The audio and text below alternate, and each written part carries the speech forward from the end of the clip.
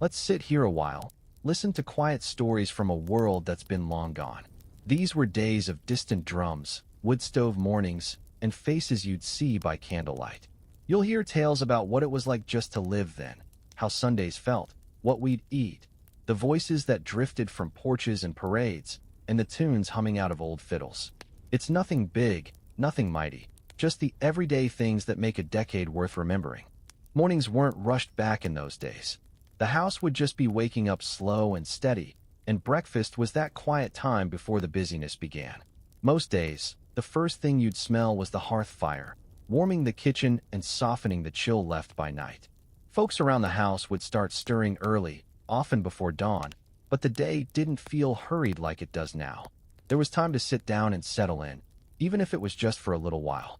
You'd find your spot at the rough-hewn kitchen table, where the light was still dim and soft, the shadows long in the corners.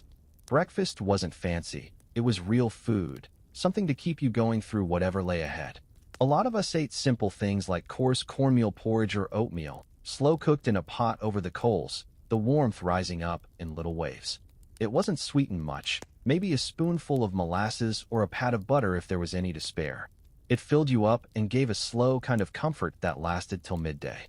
Sometimes there'd be home-baked bread, thick and hearty, maybe toasted by the fire, enough to dip and soak up whatever was on your plate. For many, breakfast was also the time to listen or catch the faint sounds of life waking up outside or through the kitchen's old radio, if you were lucky enough to have one later in the decade. But mostly, it was the quiet between the bursts of morning activity, the scrape of spoons against bowls, the faint crackle of the fire, the low murmur of voices just waking. Conversations were gentle, the kind you barely remembered the next day, but that made you feel close for the moment. Sometimes, you'd hear a soft hymn or a fiddle tune playing just beyond the kitchen door, carried in from the neighbors or from a passing traveler, adding a light thread of something cheerful to the morning air. Meat wasn't always on the table every morning. A little salt pork or bacon could be a treat when you had it. Eggs were collected fresh from the hens if the family kept a few around, and they were cracked right on the spot, scrambled or fried in whatever fat was handy. Butter was made by hand, churned with muscle and patience, and spread thick on bread so it almost melted. But mostly, folks made do with what the land gave. Cornbread was a staple, as was stewed fruit picked from trees or bushes near the homestead. Apple butter, thick and dark, was spread to brighten the meal on colder mornings. Drinks were simple too. Water was carried from the well, but often folks reached for a cup of weak tea or coffee made over the fire. The coffee was stronger than what many are used to now, brewed slow and thick, sometimes with a pinch of chicory or dandelion root mixed in to stretch it further. In some houses, especially on chilly mornings, a bit of hot milk might be poured in, nothing wasted when every drop counted. Most mornings, breakfast was eaten around the kitchen table, where the family gathered to share a meal and a moment before the long day. The table was often rough, the chairs mismatched, but it was the center of the home. The stories passed down over that table, between bites and sips, were as important as the food. You might hear tales from the night before, or plans whispered for what chores had to be done, all wrapped up in the safe comfort of being together. Though many were working hard by sunrise, on farms and shops, or along the rails, no one was in a rush to finish breakfast. It was their moment to gather strength and share something small that made the day seem less daunting. It was a simple pleasure, one that's easy to overlook, just a bowl of porridge, a piece of bread, a hot drink, and the quiet warmth of a kitchen in the morning light. That first meal felt like the day's anchor. It was where the day began, steady and sure, with little promises made over clinking spoons and the soft crackling of the fire. And as the morning sun climbed higher, the kitchen slowly emptied, folks stepping outside, ready to meet whatever the 1860s might bring on that particular dawn, from fields and forests to railroads and battlefields. But that moment by the kitchen radio, that soft, slow breakfast, it belonged to the family, a simple start for a complicated world. Back in those days, the heart of any home was the wood stove. It wasn't just for cooking. It was the warmth that tied the house together, the place where breath gathered on cold mornings and hands found comfort after long hours outside. I remember the weight of the stove, dark and heavy in the kitchen corner, its cast iron body holding heat like a slow-burning ember. It was steady and kind, the kind of warmth that didn't bite or rush but held you in a quiet embrace. The fire inside needed care, not just to keep it going, but to keep it right for whatever was needed. Good stove wood was split small and well-seasoned, dry enough to crackle when it met the flame, but not so fresh it smothered the heat. There was learning in the fire's hum, knowing when the blaze was just right to cook a pot of soup or bake bread in the stove's little oven. That oven wasn't like ones now with dials and timers, but a small iron box heated by the fire below, where you tucked dough in the warmth and waited, turning the pans as best you could to keep the heat even. In most kitchens, the stove had what was called a warming oven, a little compartment that didn't have a bottom or top, only open sides, where food could be kept hot or bread could rise slowly in the gentle heat. That was a new idea back then, a clever invention that made cooking less frantic and more sure. Sometimes, if there was water in a reservoir attached to the stove, it would warm right there, ready for washing or the next pot of tea. Cooking on the wood stove took patience.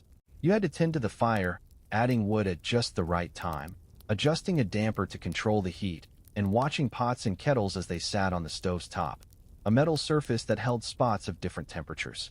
You learned where the warmest place was for boiling water, where the gentlest heat would keep a stew from burning. It was part craft, part art, and part listening to the stove's quiet language. Even when the stove wasn't being used for cooking, it was still the place where folks gathered. Boots and gloves dried on its sides, and the radiating warmth drew tired hands close after a morning in the fields or a walk through the frost. The stove's glow filled the kitchen with a kind of calm, and evenings often found the family sitting nearby, sharing stories or humming songs while the wood burned low. In winter, the stove was a lifeline. Cold rooms turned warm by its fire, and the house felt alive with its flickering light. The stove took the edge off the harsh outside world and made a refuge. It was common for children to press their cold faces near the stove's side, letting the warmth seep back into fingers and toes. The smell of smoldering wood mixed with the scent of bread baking. The two together were the smell of home itself. But wood stoves weren't without their challenges. Keeping the fire going all day was no small task. You needed a regular supply of dry wood, chopped and stacked just right, and mornings often began with tending to the fire to build it back up from the night's slow burn. Sparks sometimes escaped, and smoke wasn't always friendly, filling the kitchen if a chimney flue wasn't quite right or a door was left open too long. Still, despite those little troubles, a wood stove was a trusted friend, predictable and constant. It was also a gathering point for meals beyond breakfast. The stove's heat meant food was prepared with care and time, slow-cooked to bring out the best from simple ingredients like root vegetables, dried beans, or salted meats.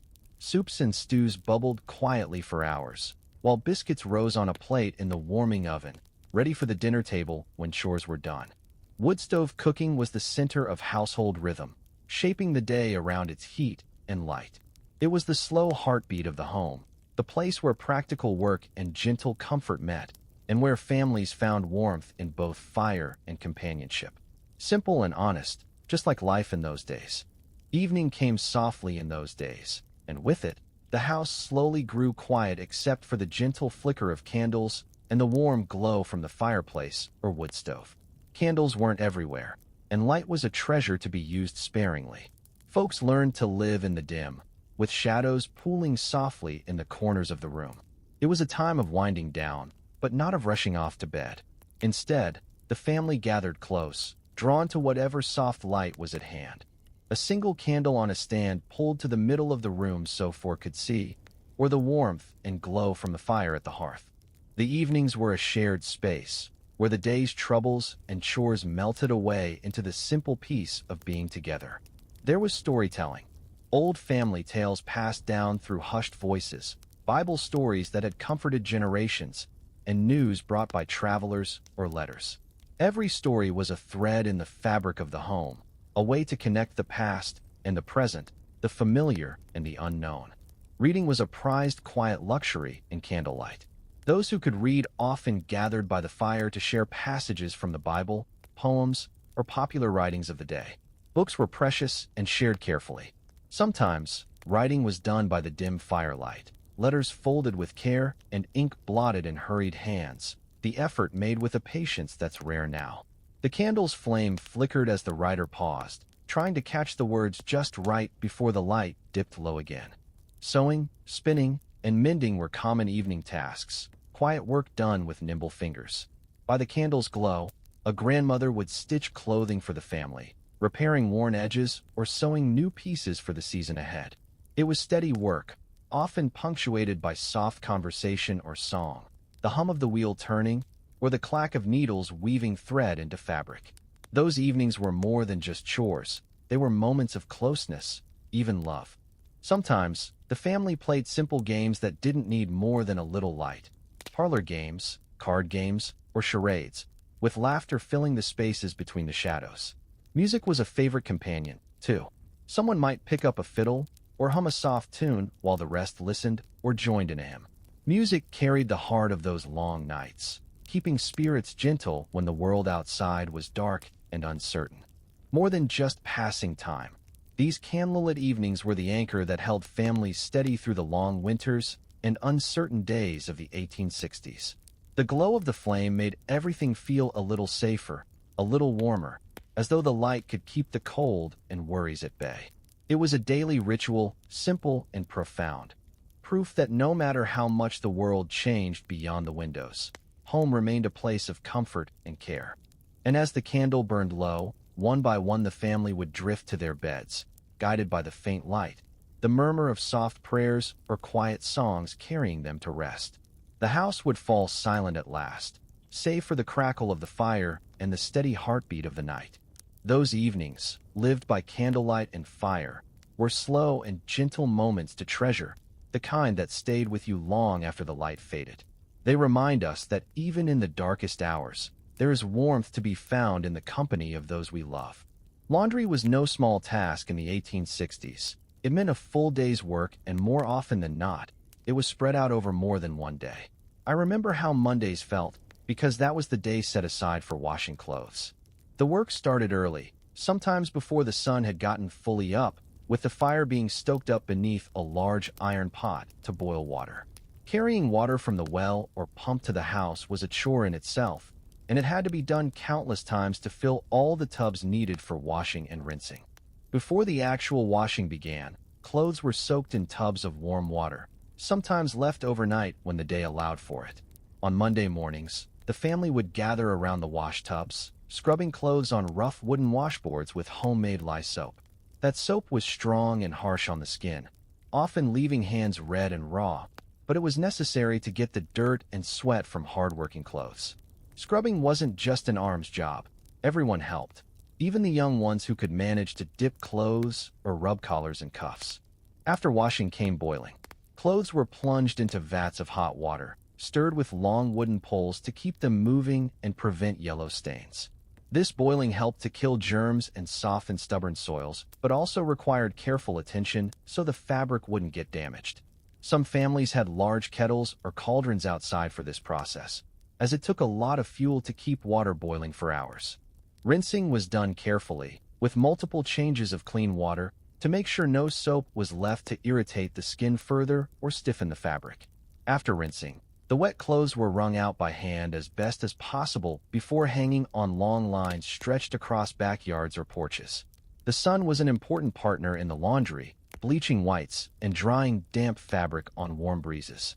The sight of clotheslines full of waving garments was one of the signatures of a hard-working home. Once dry, clothes were gathered for ironing.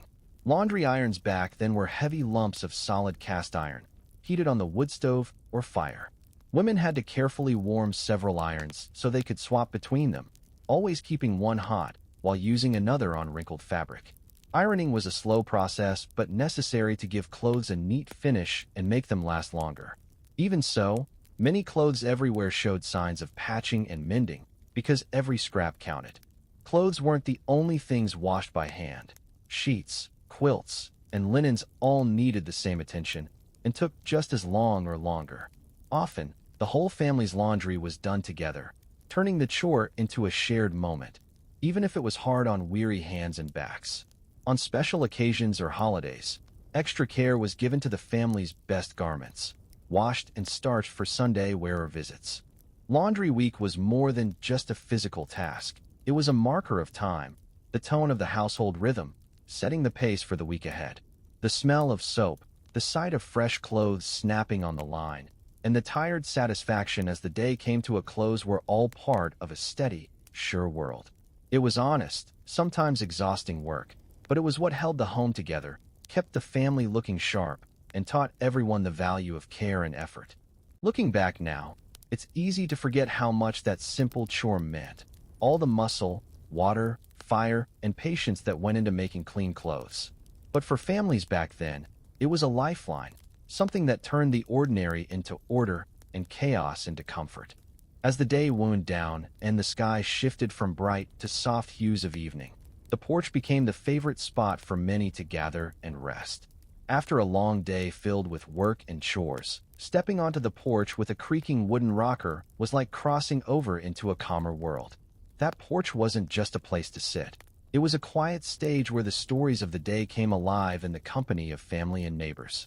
Sundown was a special time, when the heat of the afternoon slowly faded and a gentle breeze might brush through the trees.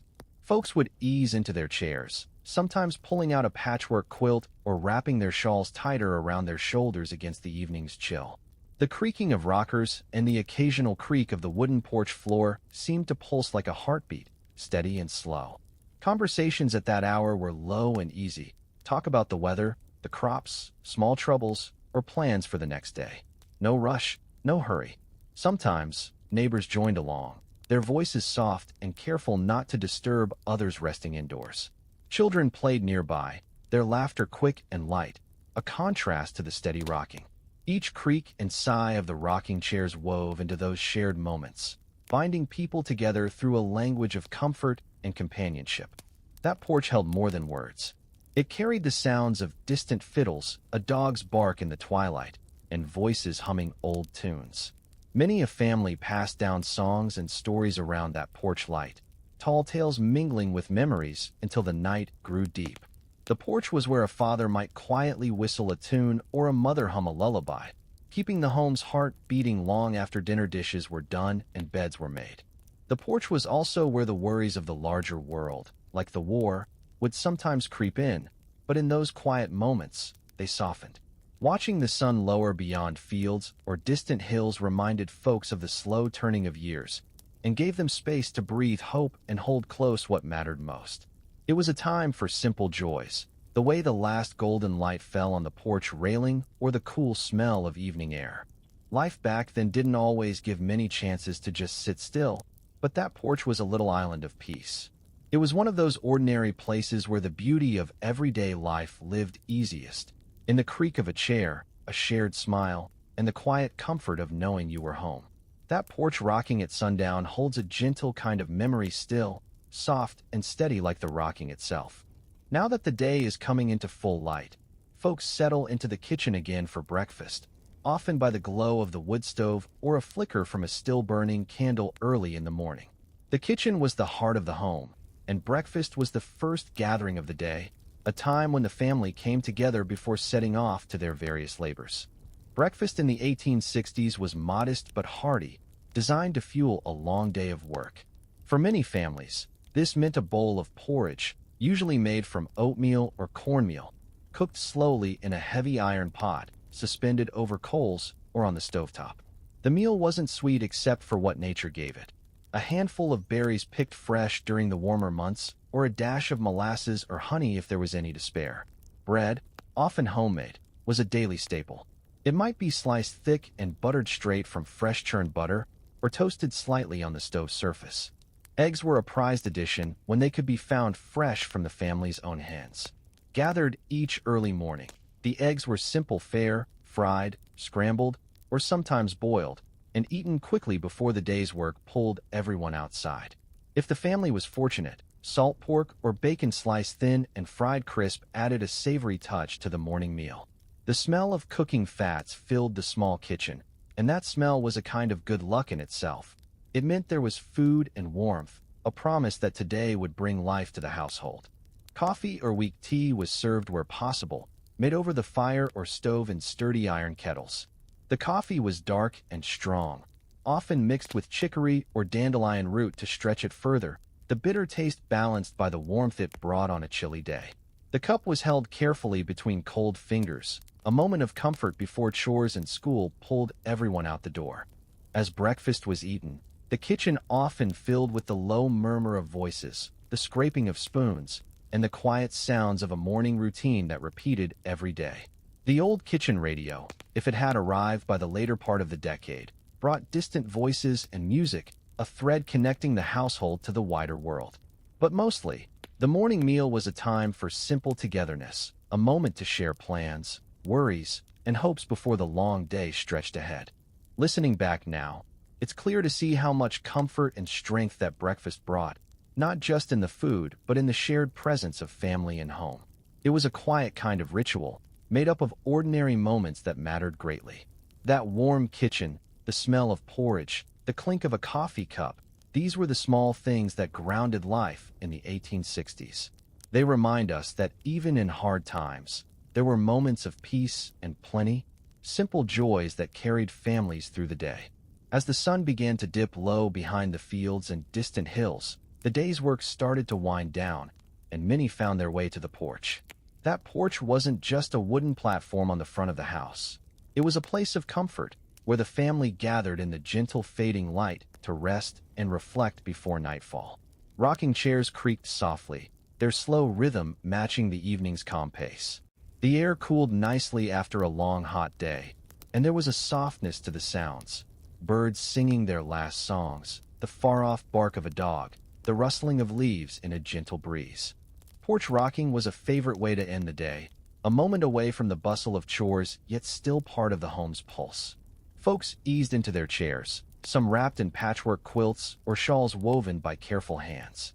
These evening hours were simple but rich, a time for quiet conversation, sharing stories of the day, or listening to neighbors as they passed by on foot or horseback.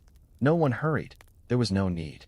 The porch gave a welcome pause and a place to chew on the small worries and the quiet joys that the day had brought. Conversations might wander from the weather and the crops to news from nearby towns or soldiers far away, mixed with laughter and the soft murmur of voices growing low with the coming darkness. The porch was a social spot as much as a resting place.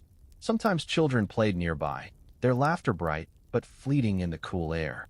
Older folks might hum old songs or tap out a rhythm on the arm of their chair, while younger adults traded news and hopes for the future. Every creak of a rocking chair was a steady, soothing sound, a wordless lullaby for the close of day. There was also a special kind of song and music that often rose in the evenings. A fiddle or guitar might be pulled out, and neighbors gathered to hear familiar tunes passed down through families or new songs from travelers. Sometimes the music was lively, with dancing and stomping filling the yard.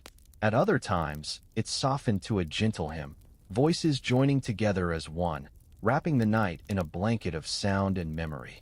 The porch was a stage for simple pleasures, watching stars slowly blink awake in the darkening sky, feeling the coolness settle in after the heat of the day, and letting the quiet of the night sink in.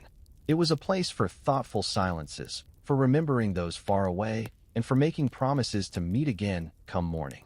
The porch was home's heart, where time slowed and life's steady rhythm could be felt in everything from the slow rock of a chair to the soft-spoken words shared between neighbors and family. As the last light faded, there was an unspoken knowing that soon folks would rise and head indoors to bed, carrying the peace of the porch with them as they found their place beneath quilts and blankets. Porch rocking at sundown was a gift of stillness, a moment to linger in the day's simple closing ritual, one that lives on in the memory as gently as the soft creak of a rocking chair. As the sun finally sinks below the horizon and darkness fills the skies, families gather close around the hearth, where the steady glow of the fire chases away the night's chill. Evening time was a chance to slow down and settle in, a moment when the hard work of the day was done and the quiet stretches ahead. The hearth's warm light was like a gentle hug, softening weary bones and calming busy minds. In these evening hours, you'd often find the family sitting close together, their faces lit by the flickering flames, listening as someone retold stories carried down through the years. Tales might be about ancestors who had faced rough winters or brave deeds in battles long past. These stories weren't grand or heroic in the way books make them out to be. They were honest, filled with the kind of small bravery and everyday struggles that any neighbor might know. Everyone learned a little about where they came from and what mattered most in those quiet moments between flickers of light and shadows. Sometimes, reading from a well-thumbed Bible or a stack of treasured books brought another kind of comfort. The words offered lessons, hopes, and prayers, soothing both young and old alike. Reading aloud was a shared time, where voices found rhythm and children heard stories not only of their world but of faraway places and times, stirring their dreams by the firelight. Music was another common companion on those quiet evenings. A fiddle, a worn guitar, or simple humming filled the room, light and soft as a whisper, yet strong enough to bind the family closer. Songs from the fields, old hymns, or the simple melodies that had been passed down from parent to child were like threads weaving everyone's hearts together. The music soothed. It carried whispers of home and memory, keeping hope alive during uncertain days. As the flame lowered and the fire softened into glowing embers, eyes grew heavy and the voices slowed. Some would fold their hands for prayer, while others simply breathed in the peace that wrapped around the room. It was never a hurried goodnight, but a gentle unwinding, a quiet turning of the day's last page. The fire's warmth was not just heat, it was a symbol of home, a comfort shared by those who gathered at its side. The stories, the songs, the prayers, all carried a tenderness born from knowing that, no matter how far away the world's troubles might roam, here in the hearth's glow, family and safety were sure. Those evenings, simple and unhurried, hold a softness that lingers long after the fire goes cold. They remind us that even in the hardest times, there were places where love and care lived quietly, where the memories of a day's work gave way to the hopes whispered round a crackling fire. Hopes to carry a family through the night and into whatever tomorrow might bring. The schoolhouse was a simple, sturdy building with wooden desks and a big blackboard at the front. Remembering back, it was a place where children of all ages gathered in a single room, the air thick with the dusty chalk and the scratch of slate pencils. We didn't have fancy papers or ink in every hand. Instead, each child had a small slate, wiped clean after every lesson, ready for fresh numbers or letters to be scrawled down with a piece of chalk. Those slates were like little windows into our lessons, fragile and quick to erase, but they held all we were learning that day. The teacher, often a young woman from nearby, stood at the front guiding lessons in reading, writing, and arithmetic. Lessons were repeated one by one, the young learning from the older as much as from the teacher. We practiced our letters and sums over and over, the chalk dust swirling in the pale sunlight that filtered through the tall windows. The smell of wood and chalk filled the room, along with the low murmur of voices reading out loud, spelling out new words, or solving sums. It was a serious place, but filled with small moments of discovery and pride. When you got a lesson right or read a passage without a stumble, the teacher's nod or a quiet, "Well done," could make you stand a little taller for the rest of the day. Those words carried weight. They meant you were learning, growing, becoming ready to meet the world beyond those schoolhouse walls. Outside the windows, the sounds of country life drifted in, the clip of hooves, the distant call of crows, the rustle of leaves in the breeze. Inside, the slate was your constant companion, smooth and cold at first touch, but soon worn and warm from your hand's grip. Erasing mistakes was just as important as getting things right, teaching patience and the chance to try again without shame. The school was more than just lessons. It was where friendships formed and memories were made. Between the formal reading and sums, there were bursts of laughter and whispered jokes, moments when the seriousness softened and the children were just children with wide eyes and restless feet. That one room held all the hopes of families. Each lesson a step toward a better future. Each lesson whispered with the hope that those simple letters and numbers might one day open doors wider than these walls. And for many, it was true. Those chalk-dusted days were the start of the journey, small but mighty, that shaped a lifetime. School days in the 1860s were marked clearly by a growing confidence among the children, a confidence built slowly through hours of study, practice, and the steady hand of their teacher. One place every child dreaded and yet came to respect was the recitation bench. right up front by the blackboard. This was where students were called to stand and share their lessons aloud, whether it was reciting lines of a poem, spelling words, or working out sums.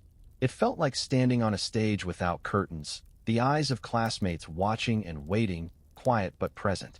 The recitation bench wasn't just a place for answers, but a place for courage. Many children found their voices trembling or quiet there, but every word spoken was a step forward. Teachers used the bench to gauge who had learned the lesson and who needed more practice, but also to teach patience and confidence. Those who stood there learned how to face a room full of eyes and voices, even if it made their knees knock at first. Students took turns one by one, and the teacher's encouragement was often gentle, a nod or a soft, "well done," enough to boost timid hearts. Mistakes were corrected patiently, and children knew there was always a chance to try again, to rise and pass to the next in line after them. The phrase "turn, rise and pass" echoed daily in the schoolroom, a chorus as familiar as the sound of chalk on slate. The lessons recited were the backbone of the school day: poetry, history, arithmetic, and spelling. Many of the poems were simple but rich with lessons of virtue, hard work, and kindness, something that resonated deeply in a world busy with struggle and hope. The children memorized these outdoor stories and lessons about life, carrying them home to share with family and neighbors. Reciting aloud wasn't merely schoolwork. It was a way to set the tone for character and grace, woven gently into the everyday rigor of study. This practice built more than knowledge, it built community. Each voice on the bench was heard and respected. Younger children watched and learned from older ones, watching how they held themselves, how they spoke with courage and clarity. It was also a place of honor in the school, a place to show what you knew and be seen for your effort. The recitation bench gave shape to the day. It was where lessons took breath and where learning became living. Behind every recitation was a story of perseverance. The early mornings, the long walks to school, and the evenings spent poring over words and numbers by candlelight. That simple bench in a modest, one-room schoolhouse was a crucible of growth. It was where children learned not just facts, but how to stand tall in front of others and make their small voices count. Those lessons on the recitation bench echoed long after the school bell rang, becoming the roots from which young lives stretched toward their futures. After lessons were done and the schoolroom air had grown heavy from the whisper of chalk and the ripple of voices reciting, it was a relief to burst out into the sunlight and dirt of the schoolyard. There, the world widened again. The game of graces was a favorite, played by all ages on rough patches of earth just outside the door. It didn't need a ball or coins or anything store-bought, just 2 sticks, a light wooden hoop, and plenty of laughter. The sticks were smooth, sometimes whittled from branches, handed down by older siblings or made quick by a careful hand with a pocket knife. How the game worked was simple in theory, tricky in practice. Stand a good couple of paces from another, hold your sticks crossed, and launch the hoop with a flick of wrist, watching as it spins through the air towards a partner. If your partner was fast, they'd catch it on their sticks and send it spinning right back. The hoop trembled and danced between hands, sometimes arching high over the heads of those waiting their turn. On windy days, the hoop darted sideways, and sometimes you'd be chasing it across the whole yard before anyone caught it again.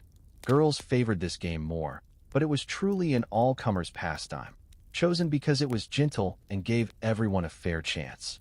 The game of graces demanded a careful touch and clear focus, and those who could send the hoop true and swift earned a kind pride. It was a way little ones learned to move quietly and quickly, to laugh off mistakes, and to try just once more when the hoop landed at their feet. The schoolyard itself was nothing fancy: patches of grass, maybe a tree or a stump, and a border marked by fence posts far off. But it was a world away from lessons, a place for friendship and simple fun. Often, you could hear the music of the game from the classroom, hoops clacking against wood, the soft hum of anticipation, and, occasionally, a burst of delight when a hoop was sent spinning perfectly through the air. It was a time for chatter, secret plans about after-school chores, or watching the smallest get their hoop aloft after many tries. There was no winner, no score, just the pleasure of turning slow minutes loose under the sky. Even after playing, you'd find fingers tingling from gripping the sticks, and eyes bright with new energy before returning to lessons or heading home as the sun dipped lower. Life in the schoolyard held more than games, of course, but it was a gentle escape, a way for minds to rest and bodies to stretch after hours bent over a slate. The game of graces carried a special sweetness, the memory of hands outstretched, the sound of hoops gliding, the calm, unhurried talk. Sometimes, one hoop would snap and a new one was made, or sticks would disappear with the youngest, to be found days later in a coat or a basket. Looking back, you can almost hear the breeze, taste the dust, and remember how the world felt softer out among the sticks and hoops. Graces wasn't just a game, but a promise that not all lessons are from books, not all wisdom sits inside.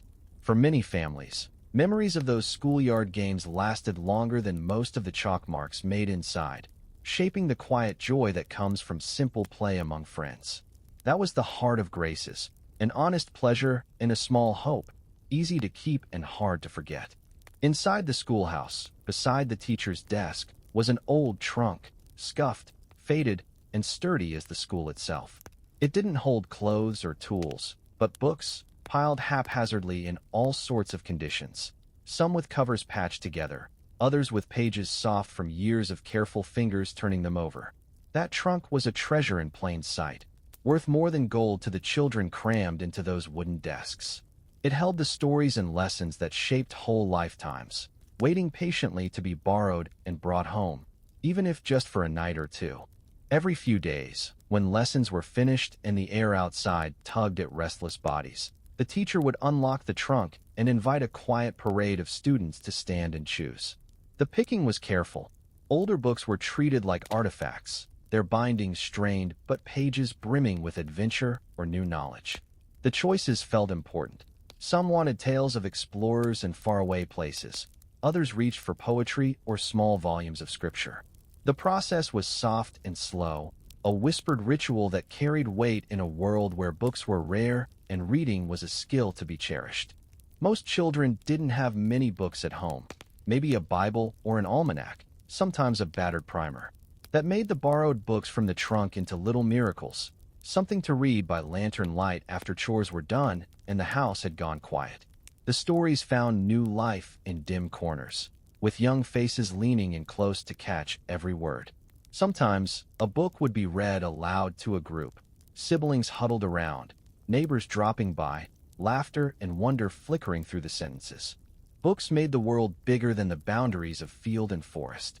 The maps and words inside helped children imagine what ocean winds must sound like, or how cities sparkled beneath gas lights, or why stars brightened ancient skies. Even practical volumes, filled with instructions for math or how to mend, had their share of mystery and hope. They taught not just lessons but dreams, and for many, those pages quietly shaped the course their lives would take.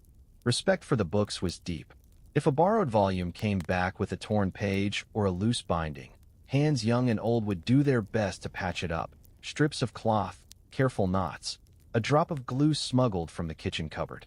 The idea was to keep everything whole, ready for the next eager pair of hands.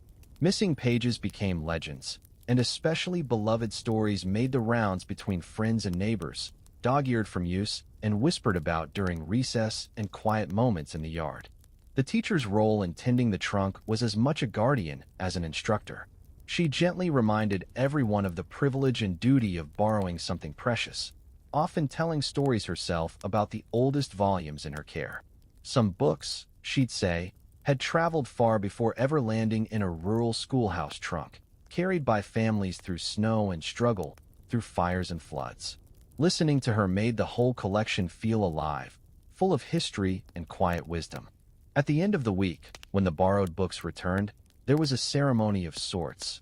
Quick exchanges, shy words of thanks, hopeful glances at what might be chosen next. The trunk might not have changed much, but the children changed a little every time. In their heads, they carried far more than arithmetic or spelling.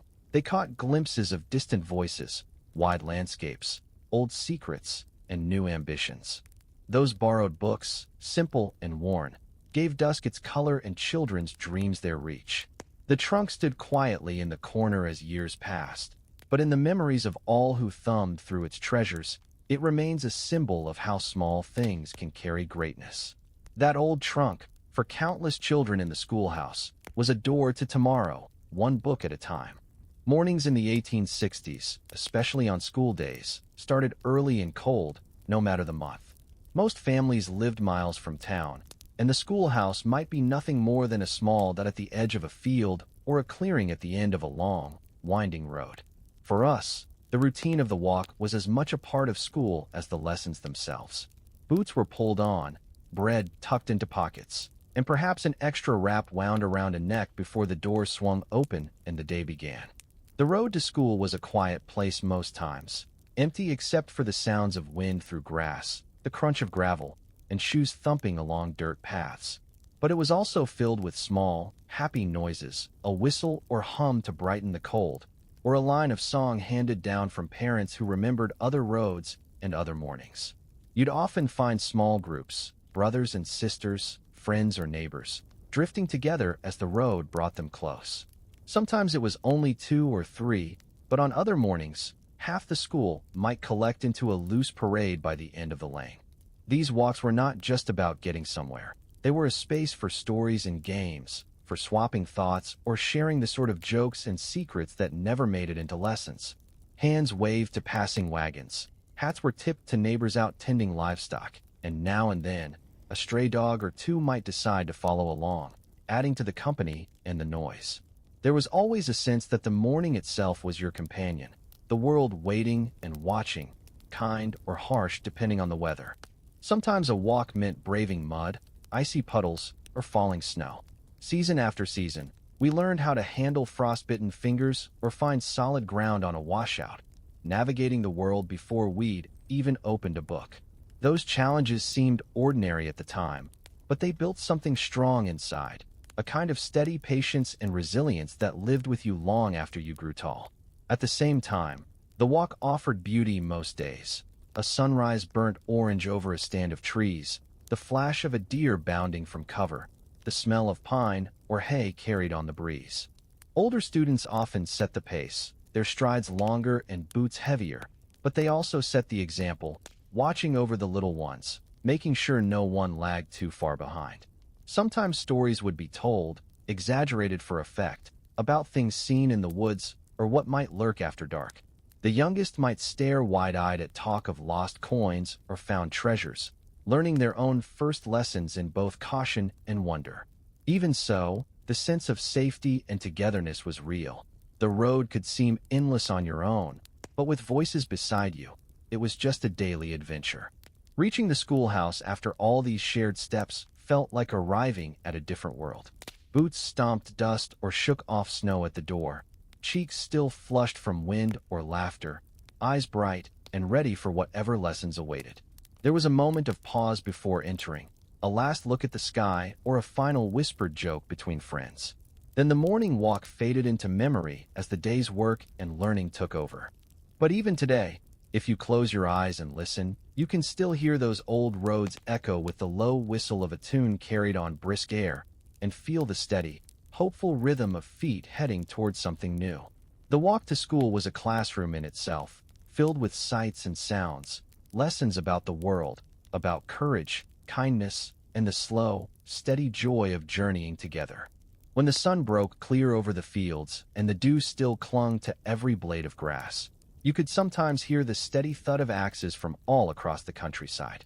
Splitting rails was hard work, rough work, but in those days, it was something more, something tied up with hope and the sense of belonging to a country just finding its feet. Abraham Lincoln, they said, had split rails in his youth, and men young and old took to the woods and fence rows with pride, wanting to do their part for a nation in the making. The job itself was simple, though never easy. Rails had to be made strong and straight, so the first order of business was finding the right trees, usually oak, hickory, or sometimes ash, picked for toughness and for how true they'd split. A good axe was worth its weight, and sharpening it before sunrise was often the quietest moment of the day. Men would hunt out the right log, chop it to length, and set it up on a pair of rests, ready for the winding, muscle-burning task of splitting. Steel wedges were driven into the end grain, moved along with hammer blows until the log surrendered to the pressure and split in two. Sometimes it would take several wedges, a mallet, and a patient hand to work the wood apart. The rhythm of splitting rails became its own sort of music. The sound of axe on wood, the groan of the tree giving way, the call and reply of voices up and down the property, offering advice, encouragement, or just passing the time. Sweat ran quick down faces and arms, soaking shirts, streaking foreheads, but there was a satisfaction to the work that hung in the air like the smell of fresh sap and earth. Every rail split and stacked along the edge of a field was a piece of progress, a mark of order drawn out from wilderness. For families with land to fence, the neat rows of rails proved practical, a way to keep animals and borders, and also, in the uncertain years of war ahead, a kind of safe boundary to hold what was theirs. For some, splitting rails was a solitary task, a way to think through troubles or whisper quiet hopes. For others, it was communal, a gathering of neighbors, a swap of stories, sometimes even a contest to see whose rails were straightest, whose stack was tallest. Boys watched and learned, swinging smaller axes and trying their hand at splitting kindling. Advice was handed out generously. How to read the wood's grain, how not to tire your arm, how to avoid splitting crooked. There were times when rail splitting took on a deeper meaning. As news of war drifted through the country, men worked with an extra urgency, knowing that rails would be needed for camps and travel, and that strong fences meant stability in unsettled days. There was talk of Lincoln himself, his hands, his labor, his promises, that ran through many working hours. Splitting rails became a way of sharing in the country's challenges, of driving hope into the earth one log at a time. The days were long, and by sunset, the piles of rails stood as quiet reminders of the work done and the work still waiting. Arms ached, backs tightened, but pride shone through, even in tired smiles and slow walks back to the house. Rails didn't just mark fields or pastures. They marked an era, stitched together by sweat, wood, and the shared conviction that every bit of labor mattered. Looking back, it's easy to see splitting rails as more than a chore. It was a rite, a weekday practice that shaped not only the fences of a growing land, but the character of the people who built them.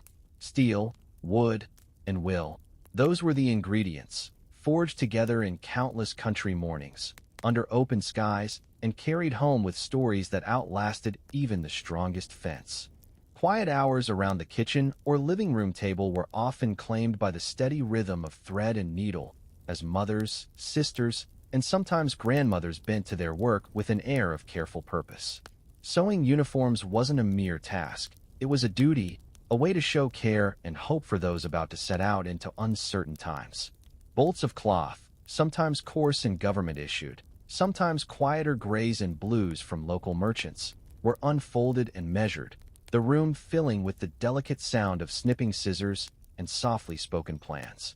Many of the patterns were simple, passed along by word of mouth, or, in luckier neighborhoods, traced from old papers. Uniforms for sons, cousins, fathers, each carried the promise of protection and pride. You'd find working hands sorting buttons, folding pockets, primly hemming sleeves, all while speaking quietly about the men who would wear this cloth far from home. Small stitches held tight, each one a silent wish or prayer for a safe return. Often, the youngest children delivered pins or scraps, watching and hoping, learning from the steady example of patience shown by their elders. Some evenings, sewing drew the whole community together, with neighbors pooling their skills and sharing stories beside lamplight. Sometimes women traded cloth or offered extra hands to finish a set of coats or breeches before a new group of local boys went off with the regiment. These gatherings softened what might otherwise have been a lonely task, and even turned the worry and fear of war into moments of closeness and cooperation. Songs kept spirits steady, and laughter sometimes carried loud enough to chase away the heaviness that hung in the corners of the room. There were challenges as well. Cloth was often in short supply, and thread could run thin, forcing careful reuse of old shirts or worn blankets, every bit made to serve anew.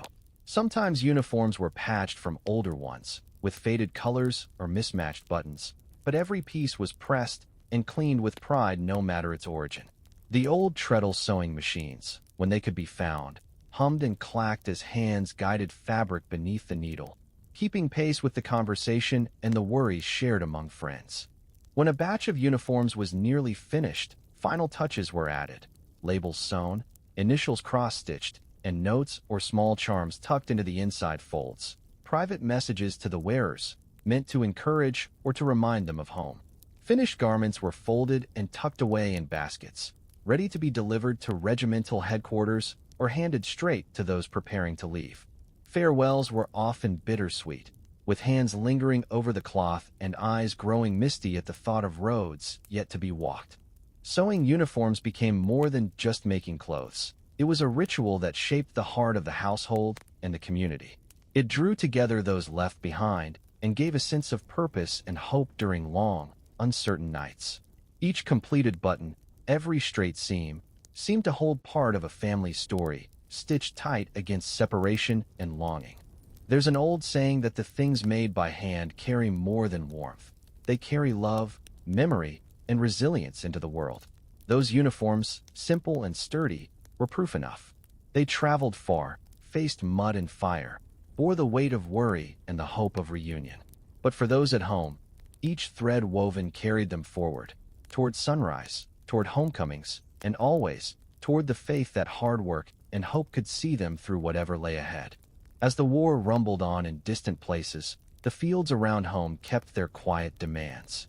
Crops didn't pause for cannon fire or worry over headlines. The land always called for its share of work.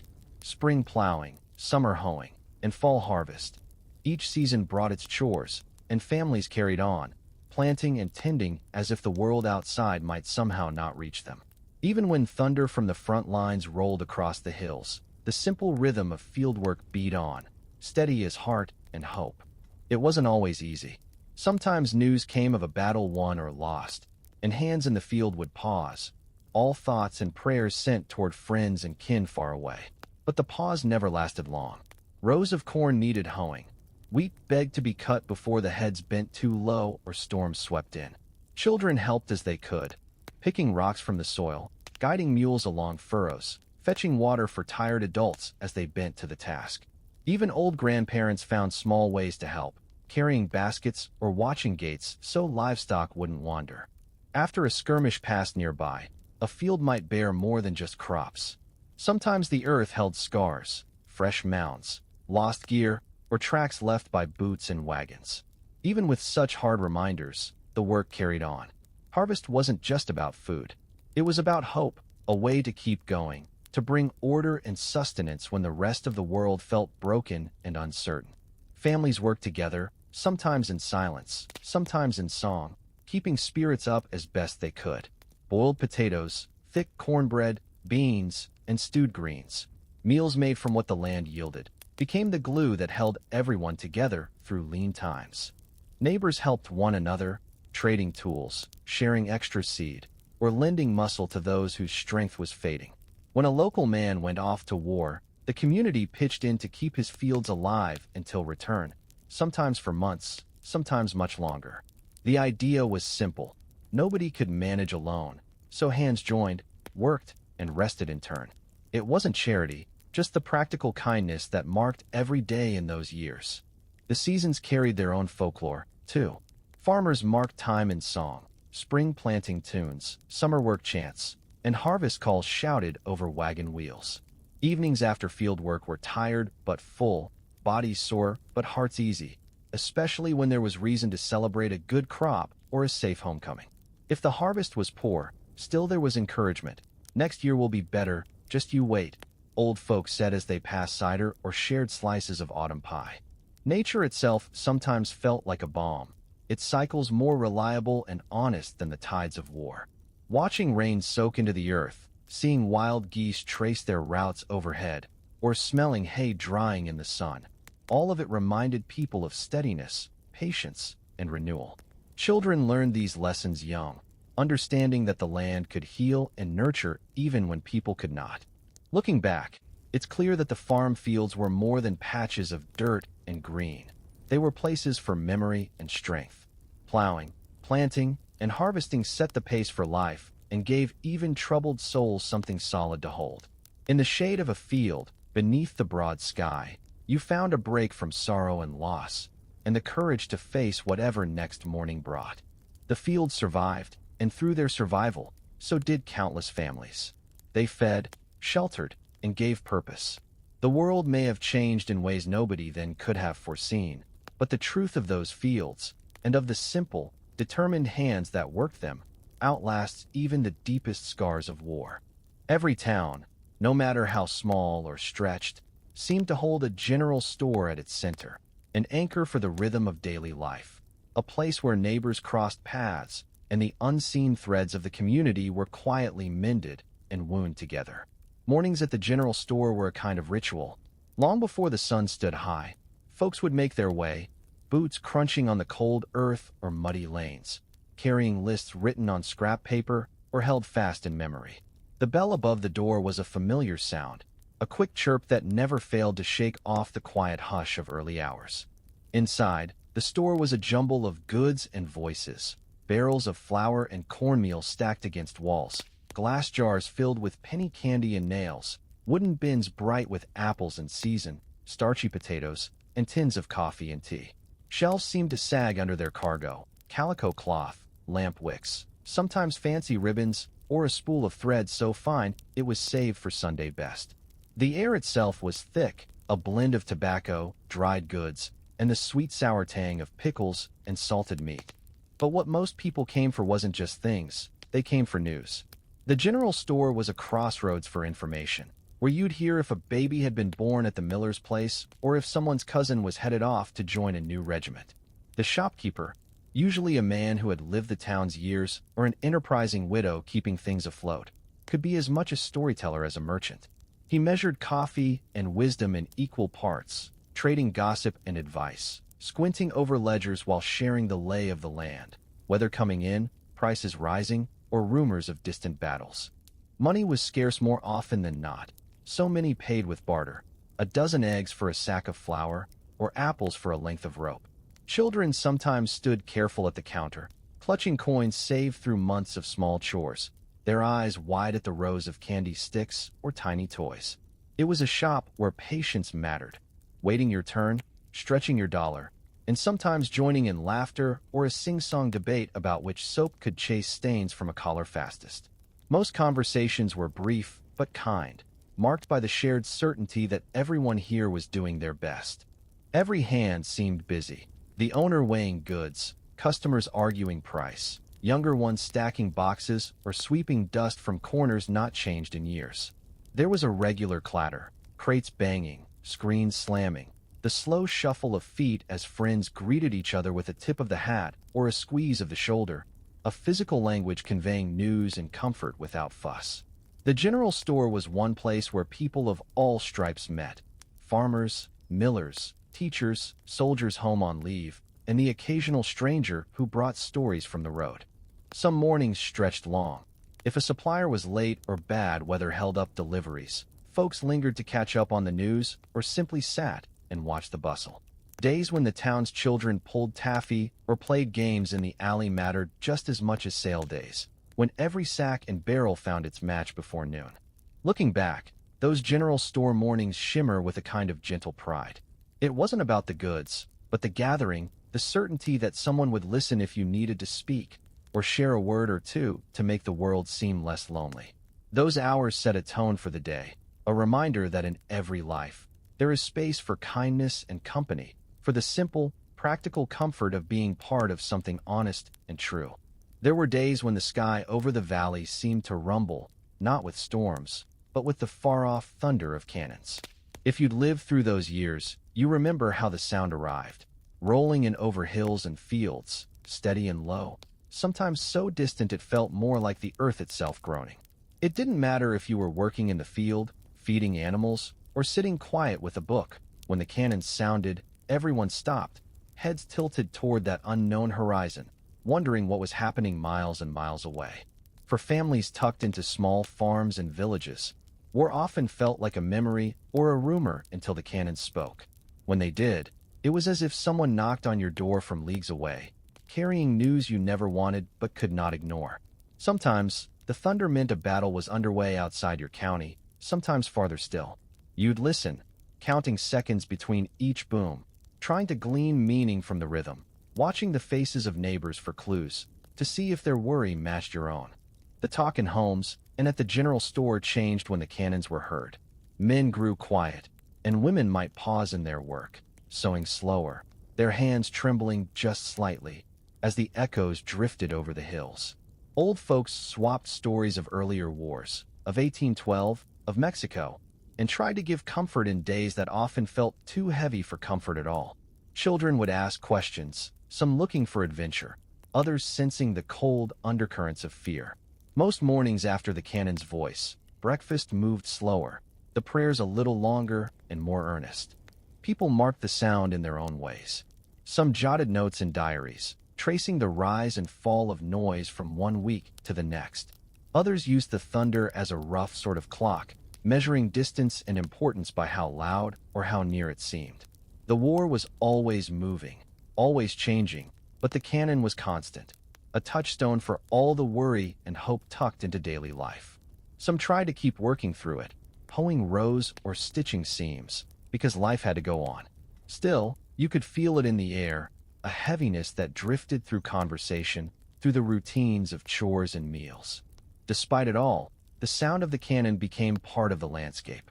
Days when it was absent were just as notable, an uneasy silence that left folks restless, searching for news, waiting for the next letter or traveler to arrive. And when the thunder came again, it was a reminder of what was at stake. It made home seem both smaller and larger in the same instant, a place of shelter tucked against the threat, but also a point in a country stretched to its limit. Some evenings, the cannon's voice was joined by songs, hymns lifted up by neighbors trying to bring solace to those nearby. Music pushed back against the echoes, reasserting peace against the wild-heart rhythm of war. It was a kind of resistance, gentle and stubborn, putting small hope against great trouble. Years later, that thunder is just a memory, but it shaped lives in a real way. It taught that home is precious, that the sound of distant cannons is both a warning and a summons. To hope, to patience, to the quiet work of enduring when the world shakes beneath your feet.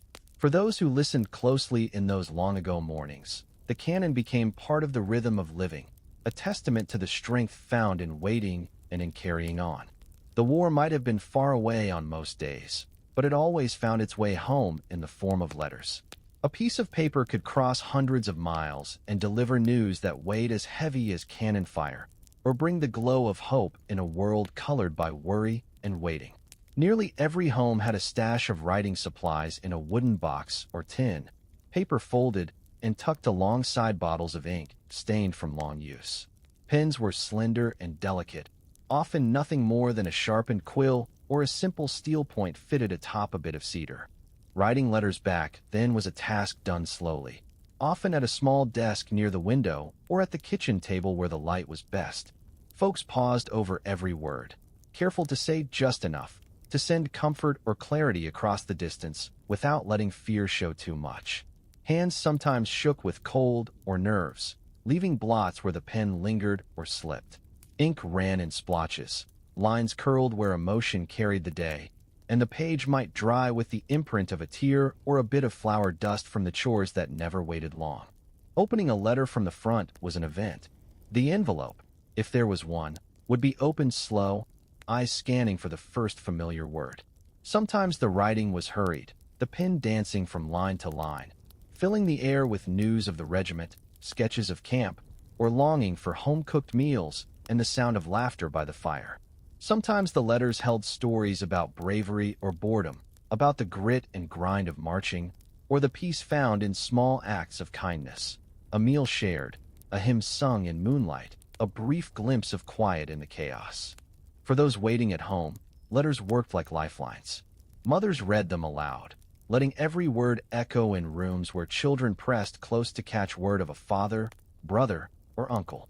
If the news was good, relief danced through the house. Spirits lifted for a few days until the next letter.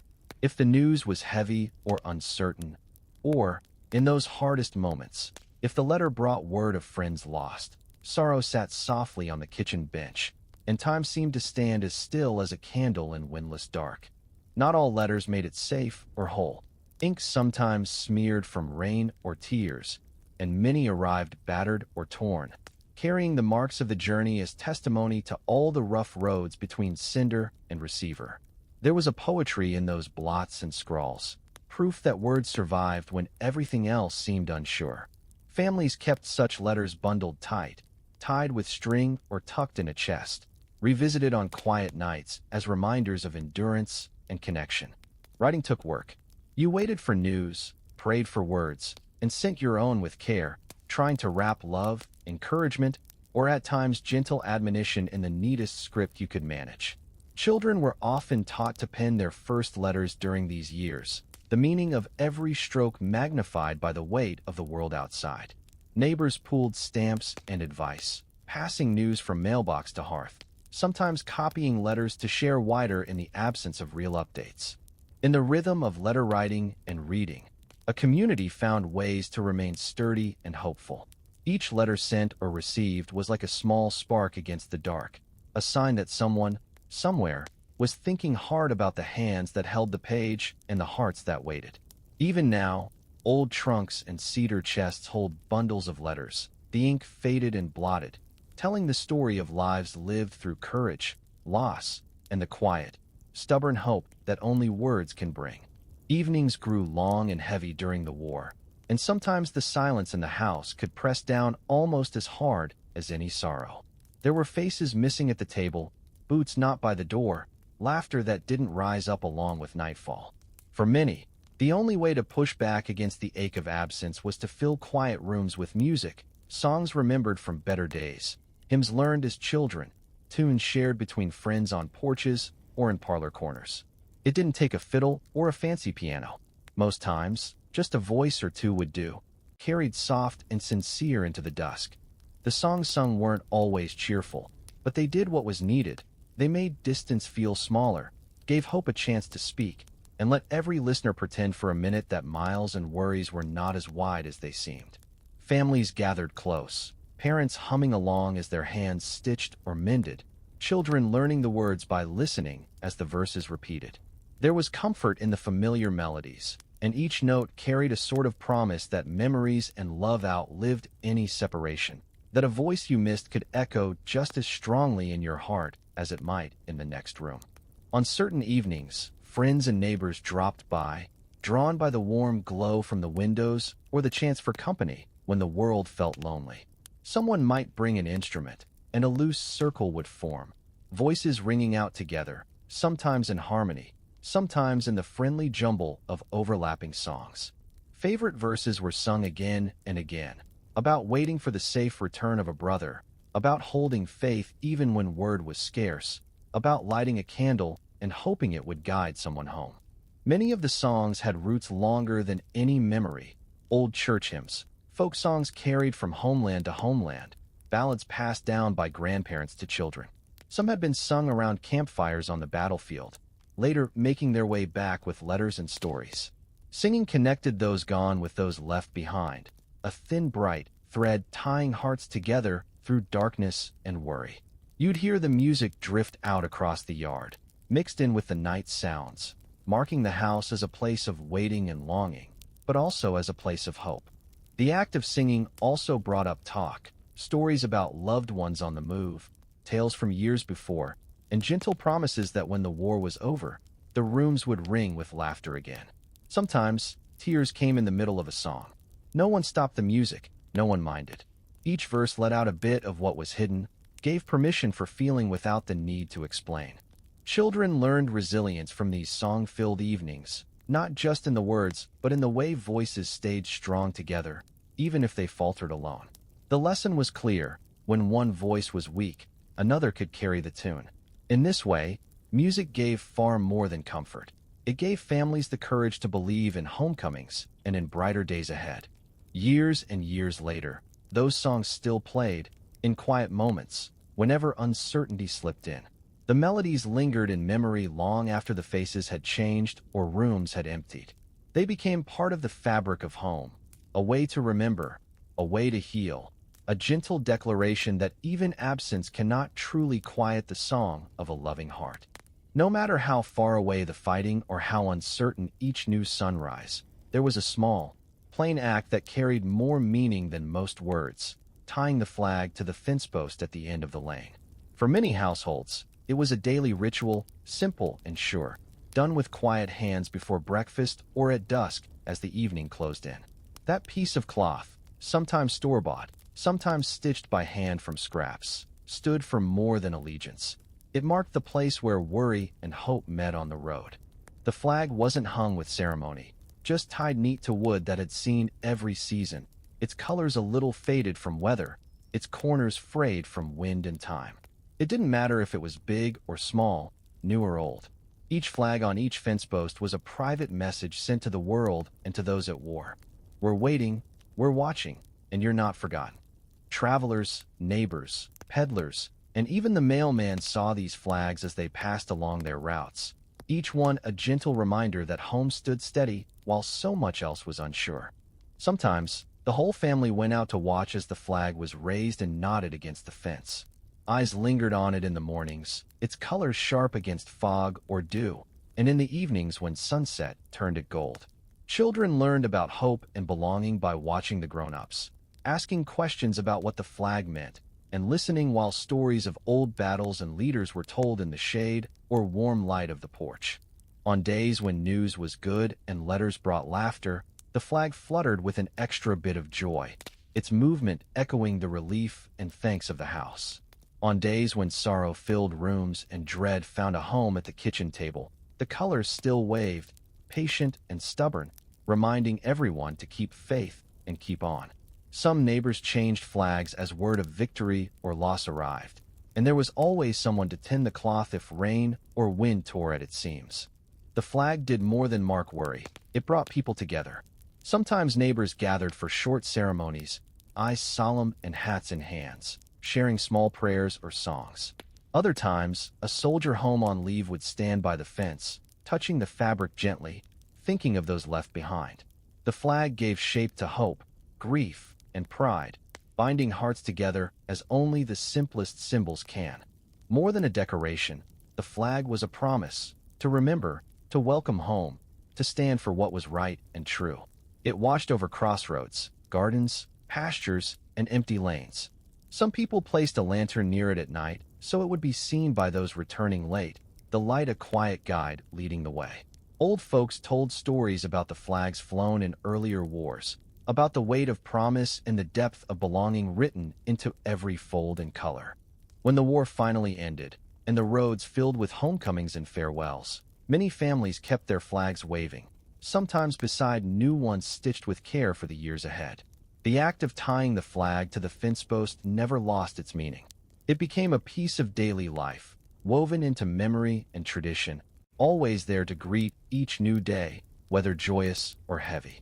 Years pass, but that flag at the lane's end is a soft, steady reminder of resilience and hope, of the strength found in quiet gestures and steadfast hearts. Home might be humble, and the world often restless, but the colors waving in morning sun and evening quiet speak of something that survives, the belief that those gone are never forgotten, and that kindness and courage will always find their way back home. When a long week's work was done and the fields lay still in the dark, there was nothing quite like a barn dance to bring folks together and remind everyone of the good left in the world. The barns, big or small, lofted or low, could be swept out, lit by oil lanterns and candles, the air alive with sweet hay and high hopes. You knew something special was about to happen by the way voices drifted from house to field, laughter rolling up the lane, and wagons creaking in with families bundled tight against a cool night. The heart of these gatherings wasn't a preacher or a storekeeper, but the fiddler, sometimes a grinning neighbor, sometimes a farmhand, maybe an older cousin with quick fingers and a ready tune. The music they made had roots old as the hills, reels and jigs that could set your feet tapping before you even realized you were smiling. When that bow struck the strings and the first notes shivered out into the rafters, it was as if worry itself was pushed aside for a night. Feet stomped in rhythm, skirts swayed, boots scuffed fresh straw, and the barn came to life brighter than the day outside. Dancing was less about grace and more about joining in, moving with whoever was close, partners trading hands, children darting through the crowd, the shy and the bold laughing together in the torchlit corners. Calls rang out from the band or some neighbor who knew the patterns, telling everyone to reel or circle, to bow and swing. Nobody fretted about right steps or stiff backs. The music led, and everyone followed as best they could, carried along by the energy and kinship that barn dances brought to small communities. It wasn't all dancing, either. Along the edges of the barn, benches sat women shelling peas or mending, older folks telling stories about happenings from decades back, and babies lulled to sleep in arms that rocked as rhythmically as the fiddlers played. Young sweethearts would sneak glances and sometimes steal a dance together, while little ones, up past their bedtime, spun dizzy and laughing across the straw. Even the dogs slept sound, curled up in corners as the night unfurled its long, gentle spell. Between the lively tunes were pauses for breath, the fiddler tuning up or wiping sweat, and neighbors sharing mugs of cider or plates of pie. That sharing, the swapping of goods, memories, and affections, was the glue that made a scattered community feel close, if only for a few sweet hours. Voices lifted in song when the music slowed, harmonies rough but full, carrying grief, gratitude, and the business of living across old wooden beams. The barn itself seemed to remember every gathering, holding the warmth of laughter and dance even after lanterns were dimmed and the last wagon rolled home toward sleep and another day's work. The dust might settle, the echoes quiet, but for those who were there, hearing the fiddle rise against the crickets, seeing the stars through gaps in the roof, it became a memory worth hauling out for years to come. Looking back, you see that it wasn't just music or movement, but a declaration. Here we are, together, hearts light for a night, carrying one another through the lean and the plenty, through the trouble and the waiting. That's what fiddle tunes in the barn did. They made a safe harbor and a little bit of joy in the middle of it all. Sundays moved at a different speed. When the sun first crept over the fields, families were already stirring. No rush, but a certain reverence laying gentle over the morning. It started with water splashed on faces, hair slicked neat, and hands smoothing out the few best clothes put aside just for the Lord's Day. For many, Sunday dressing meant pulling out the freshly scrubbing shirt or apron, brushing dust from sturdy boots, mending hems late on Saturday to ensure everything was tidy for church. There was a kind of pride in clean collars and polished buttons, an unspoken understanding that these small acts honored something larger than oneself. Getting ready was a communal affair, siblings helping with buttons, mothers pinning stray hair, fathers straightening jackets and trading quiet jokes. Houses filled with low talk and laughter, steam from breakfast curling in the kitchen as everyone took their turn to prepare. Even those unable to attend service, whether by age, illness, or distance, found a way to mark the day, staying home but putting on a clean shirt, singing a hymn to themselves, enjoying a peaceful hour in the quiet. The walk to church was its own procession through fields and along rough roads. Neighbors joined the route, nodding greetings and falling into gentle conversation. Sometimes wheels creaked on wagons filled with whole families.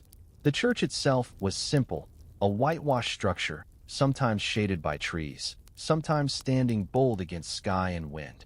The bell called out from the steeple, summoning everyone from miles around, its ring like a promise of togetherness. Inside, the atmosphere shifted. Benches filled, boards creaked under careful steps, and whispers fell away as hymns began. Voices joined in, young and old, clear and weary, led by a neighbor at the organ or sometimes the preacher himself, lifting words familiar and weighty. Hymns carried more than melody. They carried memory, comfort, and the ongoing story of the community's hope. Some days the singing rang out strong, swelling through open windows into the fields, and other days it was softer, almost a murmur against worries lingering on the breeze. Children fidgeted, eyes wandering to sunlight patterns on the floor, but learned well enough by watching grown-ups. Sometimes small hands searched for pages in hymnals, trying to keep up, other times holding a parent's hand during a prayer or quiet reflection. The words of the hymns, about faith, forgiveness, and seeing the world anew, became a guidebook returned to during hardship, loss, or celebration. There was comfort in repetition, generosity in voices rising with one purpose, weaving the day together from start to finish. The service was followed by moments of connection, neighbors clustering in small groups outside, exchanging news, sharing laughs, and sometimes routine items like recipe tips or borrowed tools. The church was as much a meeting place as a sanctuary, a spot where lives touched and tangled, and no one was ever fully left out. Sometimes, special occasions meant extra singing or small feasts in the shade of the building, food set out on rough tables, and games played while the older ones watched. Back at home, Sunday's gentle mood lingered. Meals eaten slow, chores put aside till Monday, stories told low in the warm hours of afternoon. Hymns sung in church echoed at the table or in the yard, voices small and sure, keeping the day's peace alive even as the shadows grew and ordinary life settled back in. Sunday dressing and hymns marked the week with a promise that no matter how hard or humble things might be, there was always room for renewal, for kindness shared, for voices lifted in shared hope and humble joy. Evenings in the old house had a sound all their own. Soft plates settled after supper, the gentle clatter of spoons and forks as the last bit of stew was scraped and the bread platter passed once more. When the chores were done and the lamps were lit, the kitchen table became the center of everything, not just for food but for the comfort of being together as night came down. Most families didn't have a piano in the parlor, but almost everyone could carry a tune, and the kitchen table was as fine a stage as any grand hall. Some nights, the harmony started with just one person, a grandfather humming low or a mother easing into a familiar verse while drying dishes. Slowly, voices joined in one by one, finding their notes in the lull after a long day. Songs weren't chosen for fancy words or fine melody. They were the ones everybody knew, the kind taught by neighbor or preacher or learned from a book kept under the flower canister. Hymns, folk ballads, work songs, and even catchy ditties filled the air, weaving simple pleasure and gentle pride into the walls. No one worried about missing a note or forgetting a line. Laughter replaced mistakes, and hands thumped rhythms on the table's worn surface, adding an honest percussion when voices faltered. The youngest children picked up the chorus by memory, and their shy singing, sometimes off-key, was greeted with smiles and quiet encouragement. Sometimes, tunes were changed midway by popular request or because someone remembered a better version. The songs themselves were flexible, growing and shifting with each family's mood, each season's worry, and each heart's hope. Stories and harmonies mingled freely. One song might prompt a tale from years past, a story about a barn dance, about kin seen off to war, or about a childhood summer spent chasing fireflies. Songs learned from travelers and tradesmen found new homes at these tables, passed along from visitor to neighbor, sometimes changing with every kitchen they entered. The best harmonies happened when the room was full, cousins sharing a bench, neighbors dropping by, someone with a fiddle or harmonica adding a bright thread of music beneath the voices. Music smoothed the rough edges of the day. Words lost during a heated moment at chores or a frustrated sigh over broken tools faded quickly, replaced by shared tunes. The kitchen table harmonies carried forgiveness and hope, reminding everyone that troubles might loom, but joy was always waiting close by. Small gifts, extra pie sliced thin, a glass refilled, a warm hand on a tired shoulder, accompanied the singing, making the music part of the meal and part of the living. As the evening waned, voices became slower and softer, modulating in pitch to match the peaceful night beyond the window. Lamplight pooled on plates and hands, highlighting the gentle comfort of togetherness. When the last song faded and the final dish was stacked away, a sense of ease filled the kitchen. People lingered, savoring silence after music, holding tight to the feeling that togetherness in that humble space was the best the world could offer. Kitchen table harmonies didn't require skill or spectacle, just presence and patience and the willingness to join in, each voice making the whole richer for its difference. If you listen close on a quiet evening, you'll hear echoes of those old songs and soft laughter in homes everywhere, proof that the music of ordinary days is the sweetest kind of memory there is. There were nights when the town square became the heart of laughter and music, and folks came together for a minstrel show, drawn for miles around by the promise of melody, jokes, and something to break up the hard rhythm of the week.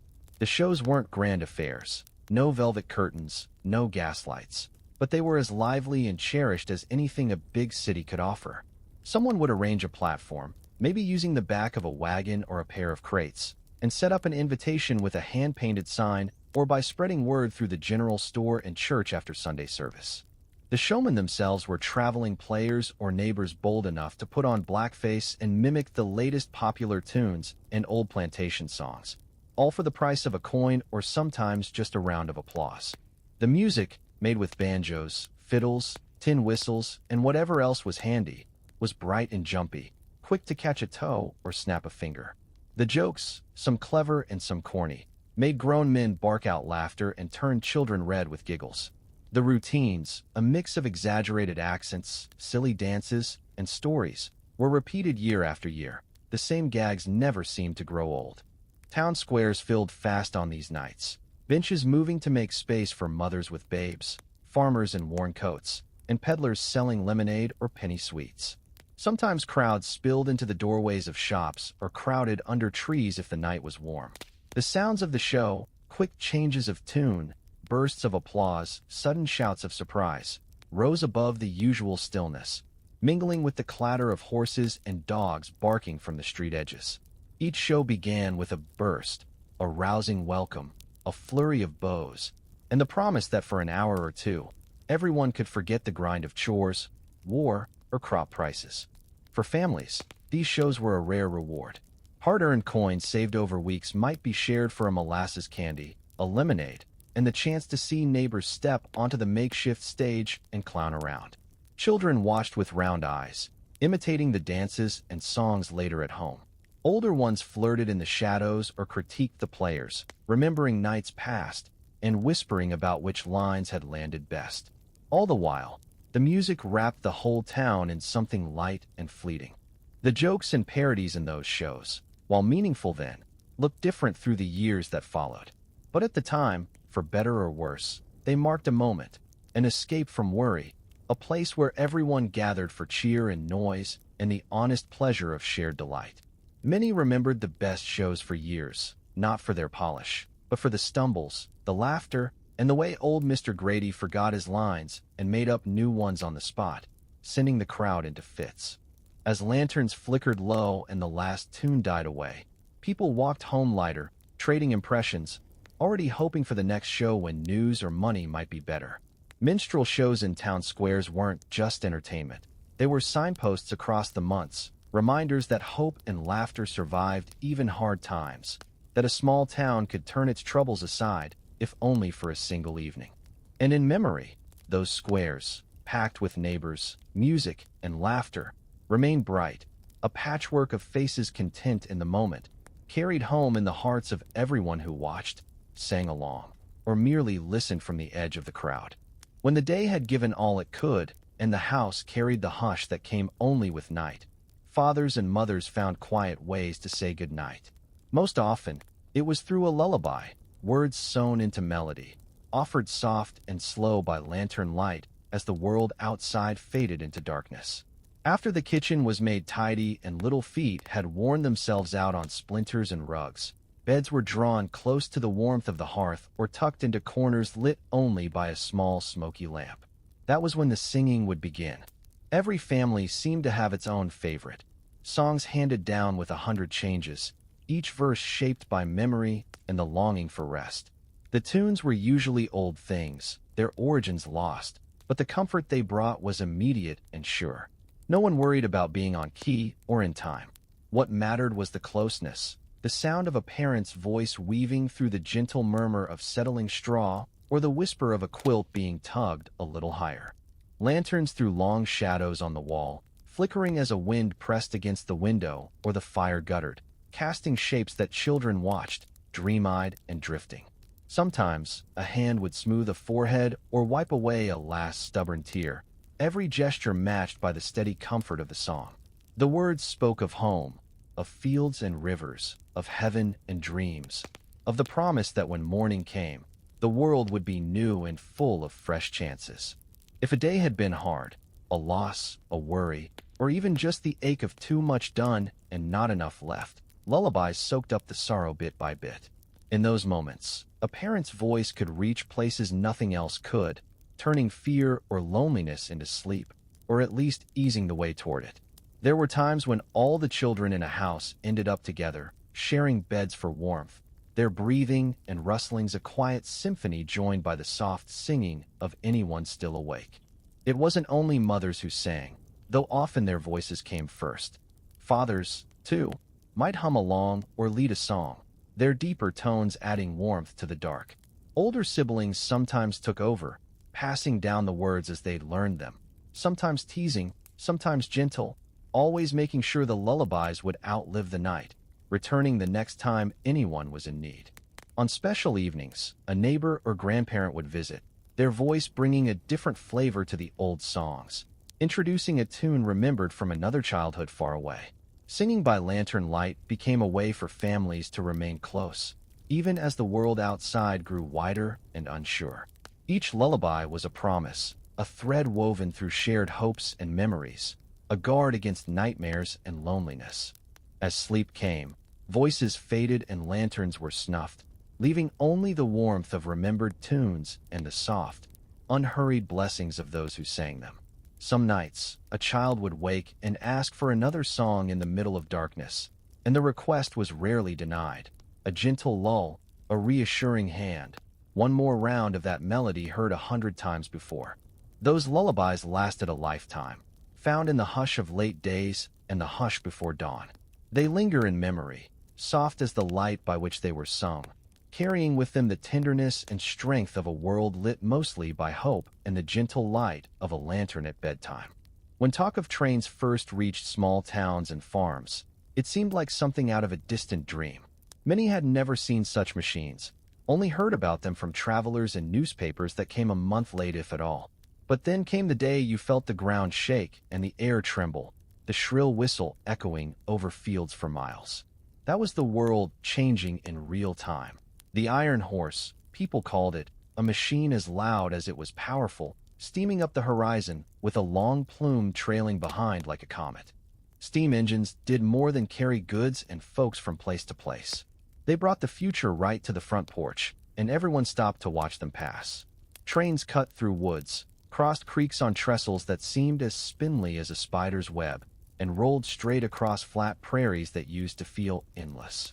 From a distance, you'd see the black shape low on the tracks, then the engine and all its cars, flatbeds, hoppers, wooden coaches, rushing by faster than a horse could hope to match. The ground shook beneath your feet, the sky filled with soot and cinders, and for a moment, it seemed nothing could ever slow the steam engine's march. Whole families would gather along the tracks when they knew a train was due. Children hunted the best view, straining to count the cars until they lost track, waving at the engineer who sometimes leaned out and tipped his cap. There was excitement, but also a touch of fear. You could feel the raw force, the clang of wheels, the hiss of steam vented as the engine paused at a small station.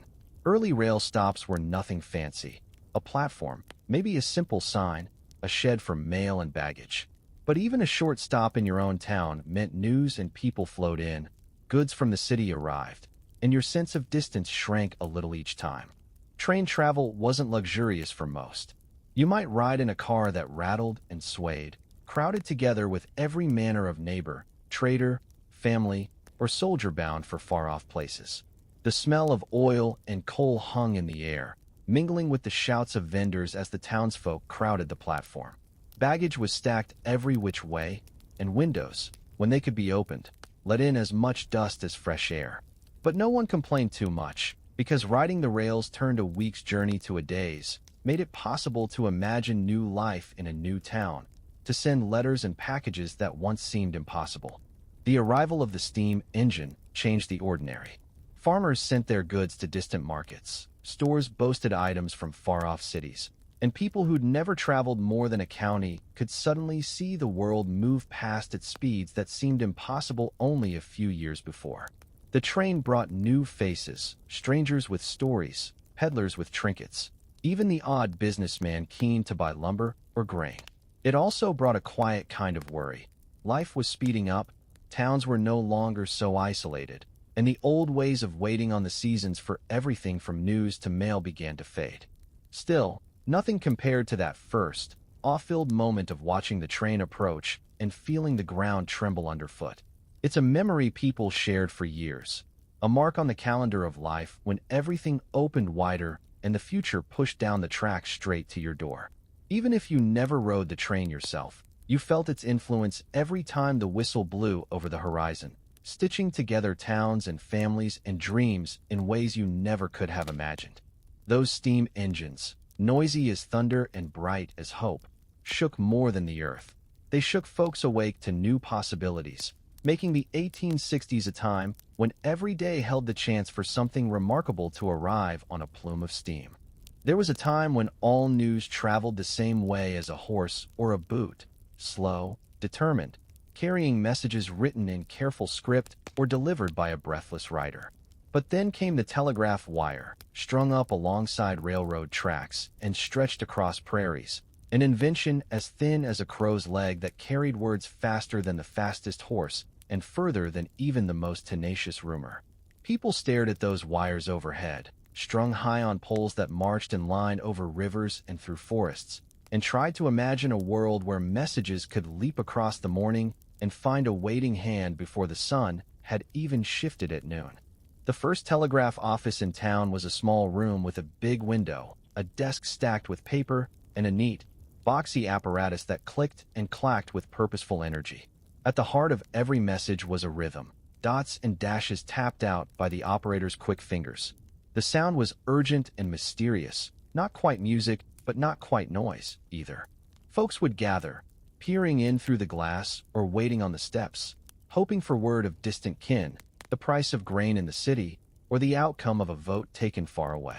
The operator was a new kind of town hero, able to turn a simple key into news swept in from half a continent.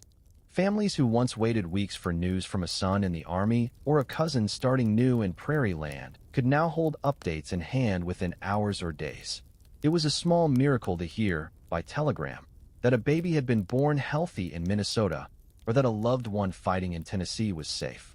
Each message was brief, the words cut down by cost, but fat with meaning. Arrived safe. Will write soon. Crops thin but spirits high. Love and prayers. Every message, every slip of yellow paper, was a small bridge across the old distance. The telegraph didn't just change personal lives, it changed how folks understood the whole country. News of great battles reached even the smallest crossroads before the echo of distant cannons had faded from the sky. Markets surged and drooped. Banks hurried to catch wind of national changes, and even church sermons drew from the latest telegrams, weaving the tightness of a changing nation into prayers and hopeful lessons. When President Lincoln died, the whole country seemed to pause together, grief carried on the wire just as fast as any joyful news. It wasn't only grown-ups who stood in awe of the wires. Children would follow the poles as far as they dared, squinting to see the way the wire vanished into the blue, dreaming of messages carried by invisible hands.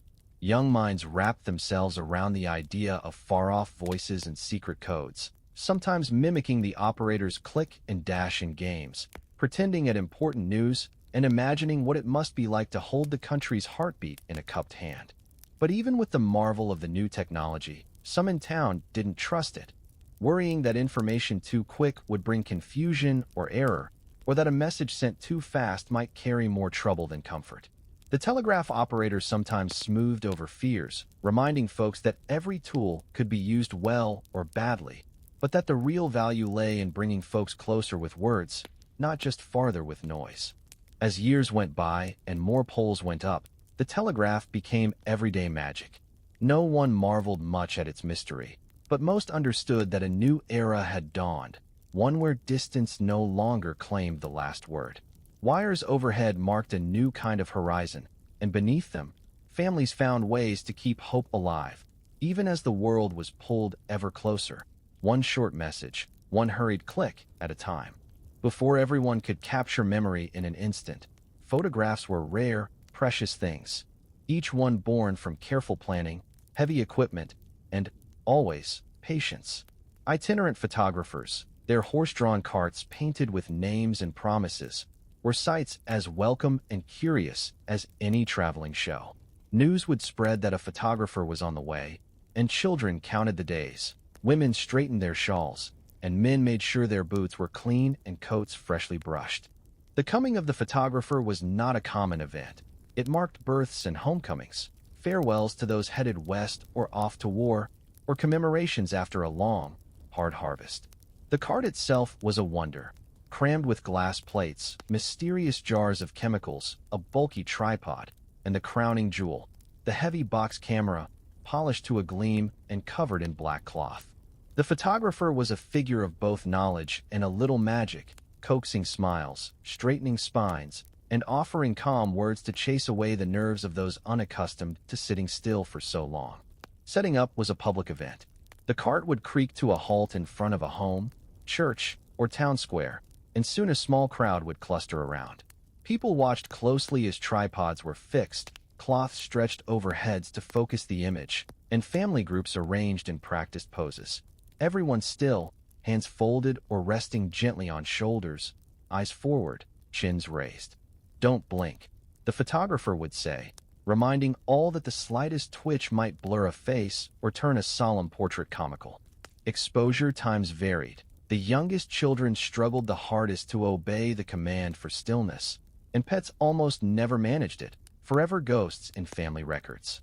Now and then, even the wind conspired, fluttering a ribbon or shifting the sunlight just so.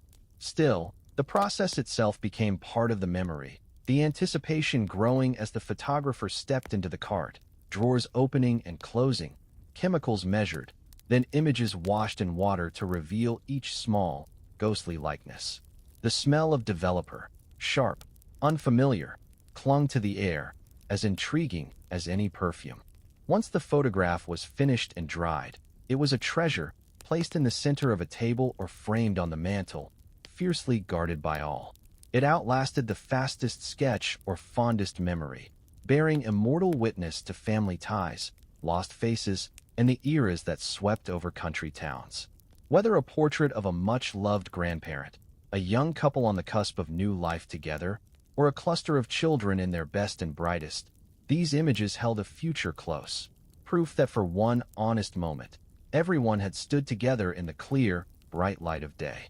For some, having a likeness made was almost a luxury, and promises were made to save coins for the next visit, months or even years later. Sentimental hearts found comfort mailing copies to those gone far afield, to be pinned above washstands, tucked in Bibles, or carried close inside a pocket through a season of war or work. The traveling photographer did more than freeze a face or a moment. He connected people, letting distant kin glimpse the changing lines of a face, seeing children grow taller or sorrow softly age a beloved matriarch. In each photograph, families found not only a record of appearance, but a reminder of enduring connection, no matter the miles. Looking back, the photographer's cart might seem a humble thing, a jumble of wheels and glass and awkward, careful science. But for folks living in that time, it was a bright engine of memory and reassurance, a way for those gathered in front of its lens to hold fast to each other, to hope, and to the enduring heartbeat of their own unfolding story. Progress in the 1860s didn't always roar in on iron rails or hum along high wires. It sometimes arrived quietly, like the first lightning rods glinting atop a farmhouse roof. Families who had known generations of waiting out storms by candlelight watched with wary hope as these slim metal poles, capped by copper balls or a curious twist of wire, claimed a new kind of promise. The idea was simple yet daunting. Catch the deadly bolt before it could blast chimney or splinter wall, channel its wildness harmlessly to ground. At first, folks whispered doubts at the general store. Could a strip of metal really save a house from being struck? Was it inviting more trouble, tempting fate by standing out so bold against storm and sky? But as more farmers and town dwellers installed lightning rods, stories began to spread. About the storm that split the neighbor's barn but left another's roof untouched.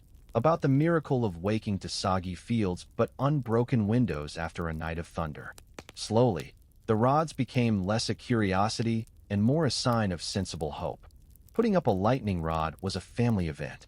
Fathers climbed to the peak with steady hands. Mothers passed up wire. Children gathered below to watch the progress and wonder aloud about the mysteries of sky and storm. Some rods came from the city, shiny and expensive. Others were homemade, hammered from scrap metal with care and pride. The work was part physical, part symbolic, staking a small claim against chaos, making home just a shade safer in a world that could be ferocious. Storms remained as loud and wild as ever.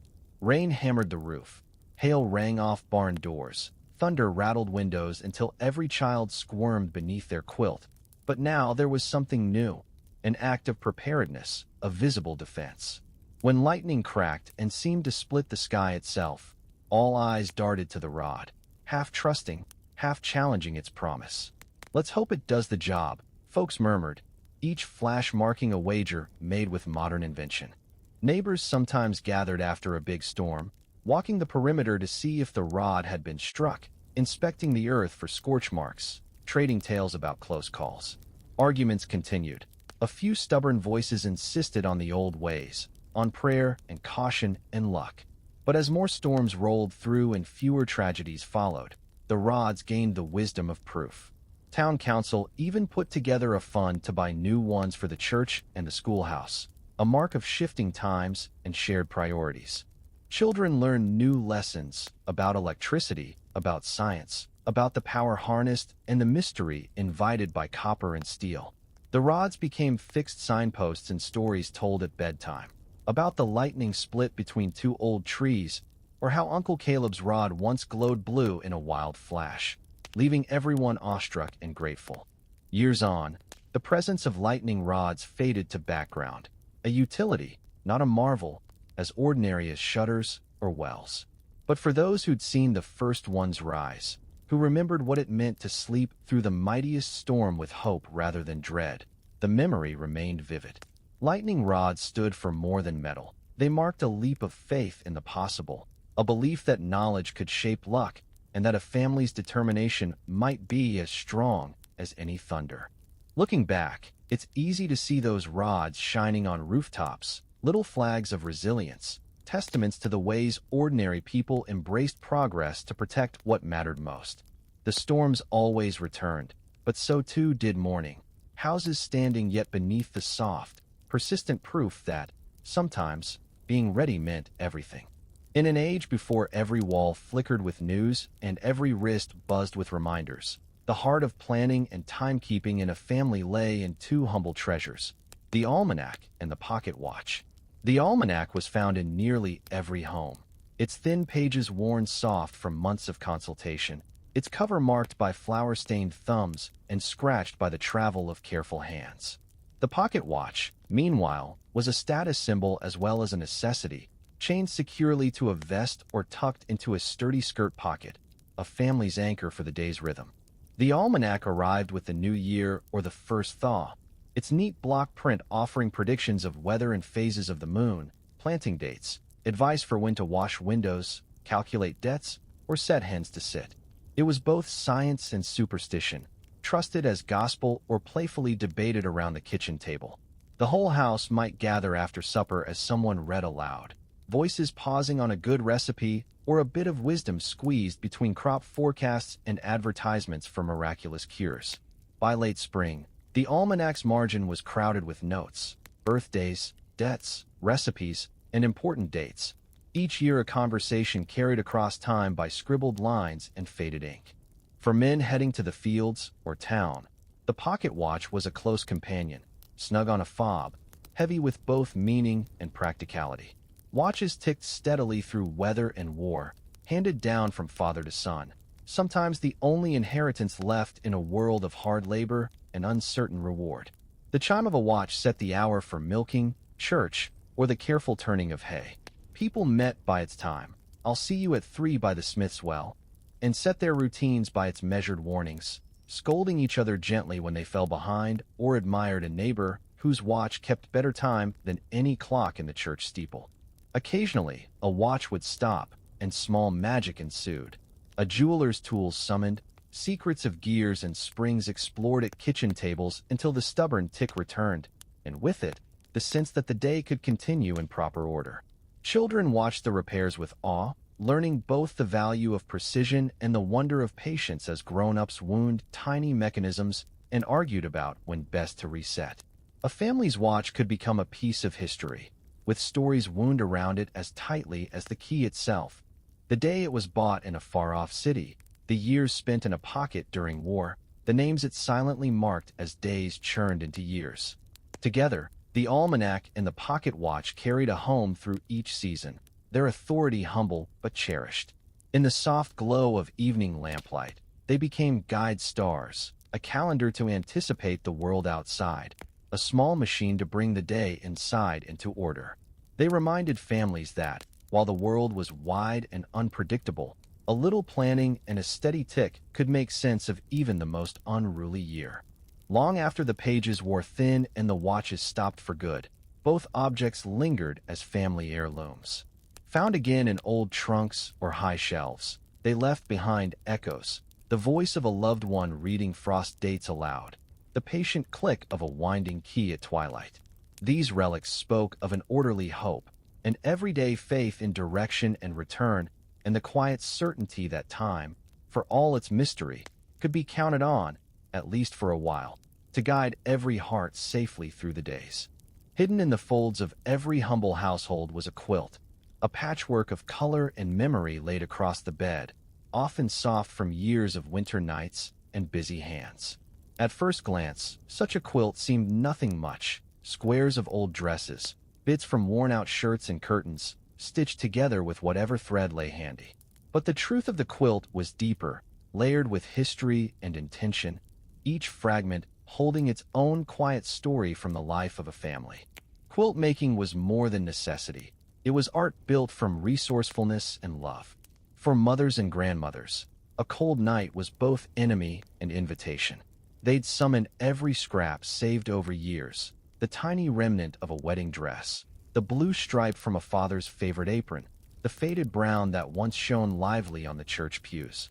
The making usually happened in the heart of winter, when evenings stretched long and warmth was a matter of survival. Women gathered around kitchen tables or in low-lit parlors, gossiping gently, trading patterns and stitches, their fingers moving with a memory's certainty, their minds wandering through the years as color and texture joined beneath needle and thread. In many homes, quilts didn't simply keep out the chill, they offered comfort and hope. When illness struck, the weight of a quilt felt like protection, a small blessing. When a child had nightmares, the patchwork became a shield against darkness, its layers as reassuring as any prayer whispered at dusk. Some quilts held secret meanings, a star-shaped patch marking a new birth, a black square stitched in remembrance, occasional pieces reserved for quarrels or reconciliations between kin. Over time, a quilt could carry the story of an entire household, tracing joys, sorrows, and the shifting boundaries of life and loss.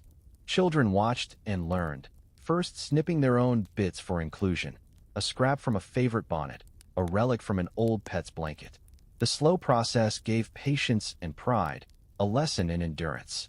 If ever the quilt wore thin or a patch gave way, repairs followed, adding new memory to the old and lengthening its story.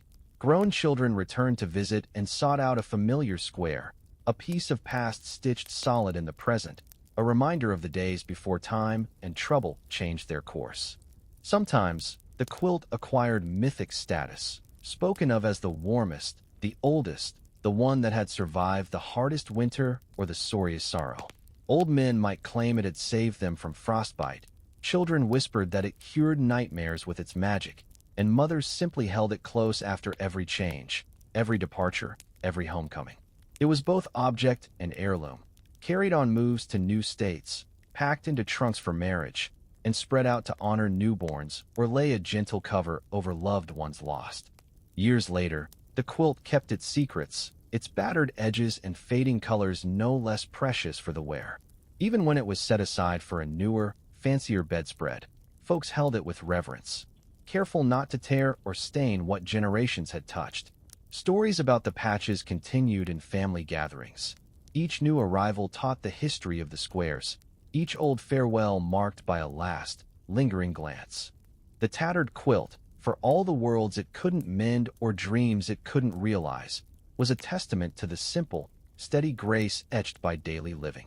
It remained soft, strong, and forgiving as ever, proof that from the smallest scraps, Warmth and memory could be made to last a lifetime, and secrets carried gently across every season. Tucked away in every bustling household or quiet farmstead was a vessel that spoke to hope and seasons yet to come. The humble tin filled with seeds, sometimes a tobacco box polished by years of use, sometimes a small wooden caddy saved and handed down. Those tins were far more than scrap metal. They were vaults for dreams, for careful plans, for the invisible map of next year's garden written in the weight and texture of every kernel, bean, and pod. Seed saving was a ritual woven through summer and autumn, echoed each spring by the careful rattle of life returned to the soil. As the corn matured and the beans fattened on the vine, folks watched their best plants, choosing which ears or pods might make stock for planting. There was pride in the act, a sense of stewardship, the knowledge that last year's diligence determined this year's prospects. Kitchens and porches became sorting rooms around harvest time. Men and women husked and shucked, picking through the bounty with slow admiration, shelling kernels into bowls or cupping beans in broad palms, murmuring approval at the richest color or the sturdiest pod. Not every seed made the cut. Only those from the best crop, the tallest sunflower, the earliest tomato, the sweetest melon were cleaned, laid out on paper, and dried in the sun or by the stove. Labeled envelopes or twists of cloth received their bounty, marked with a practiced hand. Aunt Martha's pole beans, 1866, or sweet corn, backfield. Sometimes, the seeds of a certain squash or pea would ride wrapped in a letter to cousins on the next farm, tying kin together with the promise of shared eating and future gardens. Come winter, the tobacco tin was brought out to provide a moment of green promise when the world beyond the windows was locked tight in frost. Children learned to count seeds, to recognize the difference between white and yellow corn, to shake the container near their ear and imagine the bursting of leaves months away. There was a whispered reverence around the tin, as important as any Bible or deed to land. Families new to a patch of earth often received seeds as a welcome, a neighbor's best beans, a handful of melon, lineage and luck both passed in palm and handshake. Planting day was almost ceremonial. The tin was opened like an old friend returned after a long journey. Hands dirty with spring mud, each family member had their role. Little ones poked holes or tucked in stray seeds. Older children measured rows, the grown-ups laying down plans with a confidence hard-won from years of weather, pests, and luck. Every seed cast in the ground was a wager on the future, a belief in coming sun and gentle rains, and a prayer that nothing, hail, drought, blight, would spoil the promise. Stories of seeds, where they'd come from, why they were chosen, how a certain variety had weathered floods or fed a hungry winter, gathered with each planting. Some tins bore generations of stories. This tomatoes from back in Maryland, where your great-grandmother lived, or these beans saw us through the year Grandpa was sick. In this way, families became botanists and genealogists, weaving the tales of their people through the roots and shoots rising every spring. Even after store-bought seeds became a mark of prosperity, most homes clung fiercely to the tobacco tin. Its contents were as much about memory as survival.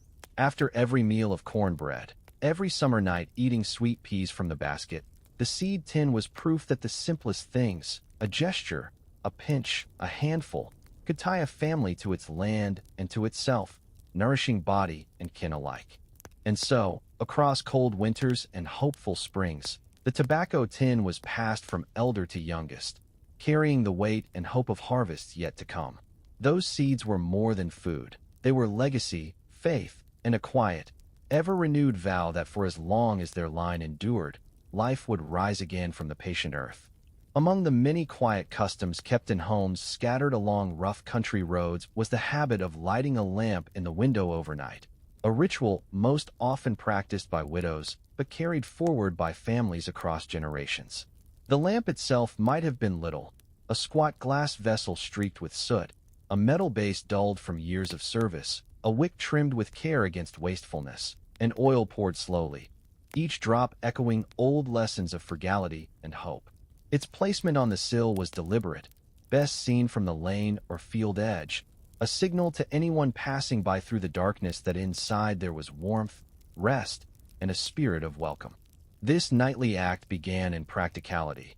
Light helped guide a late traveler or wandering livestock, kept away the worst of fear as the wind rattled loose shutters and autumn cold pressed against the window panes.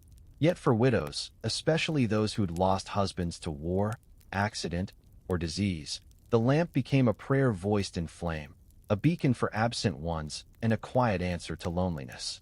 Children knew that seeing light in the glass was a comfort, a promise that the night hadn't swallowed everything good and that whatever hours waited until morning, they'd be less lonely with the lamp's gentle glow etched on the walls.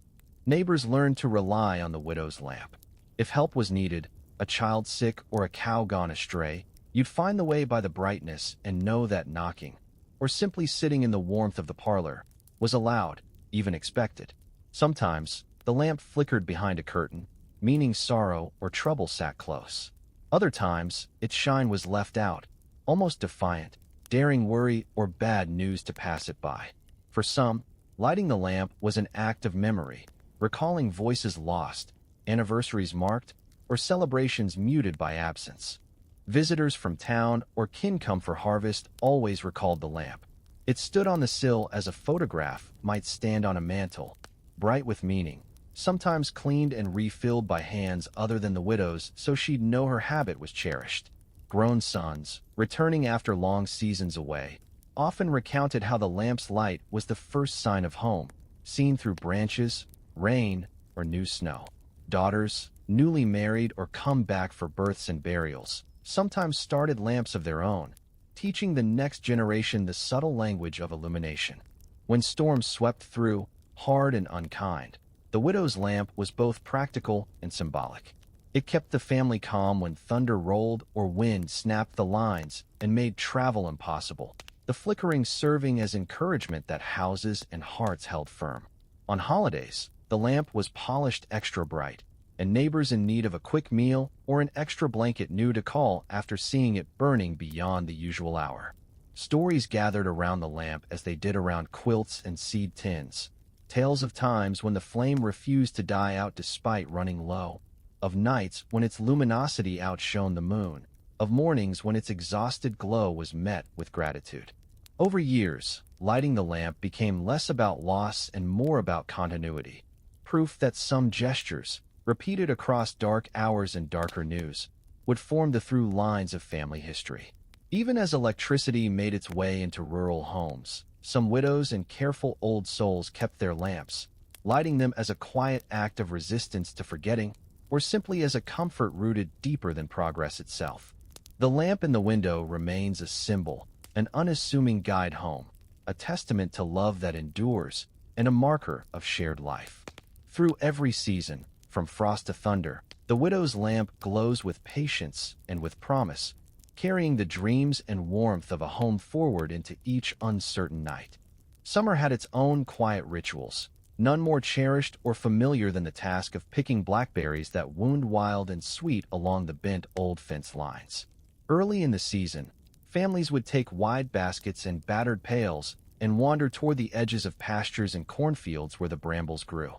Sunlight filtered through, hot enough to make sweat run and shirts cling, while the air buzzed with insects and the peaceful hum of a world green and alive.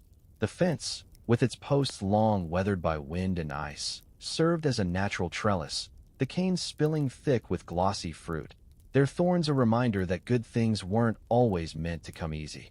Picking berries became more than just work.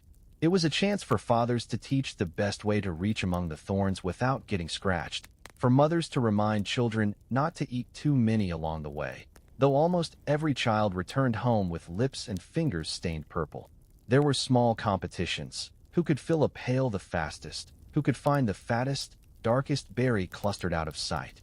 Sometimes a snake or rabbit darted from beneath the bushes, giving everyone a start and sending laughter skipping along the fence row. The rhythm of picking was soothing, methodical. Hands moved from cane to cane, filling the air with the soft sound of berries dropping into metal pails.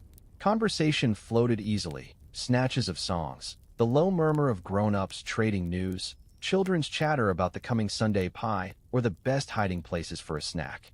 The brambles themselves became a backdrop for memory, marking the passing of seasons as surely as any almanac. Some years the fruit came early, bursting with juice. Others, drought or frost brought only a stubborn handful, and every berry was celebrated. The berries, though small, were gold. They found their way into kitchen bowls, lined up for preserves or spread between layers of biscuits and cream.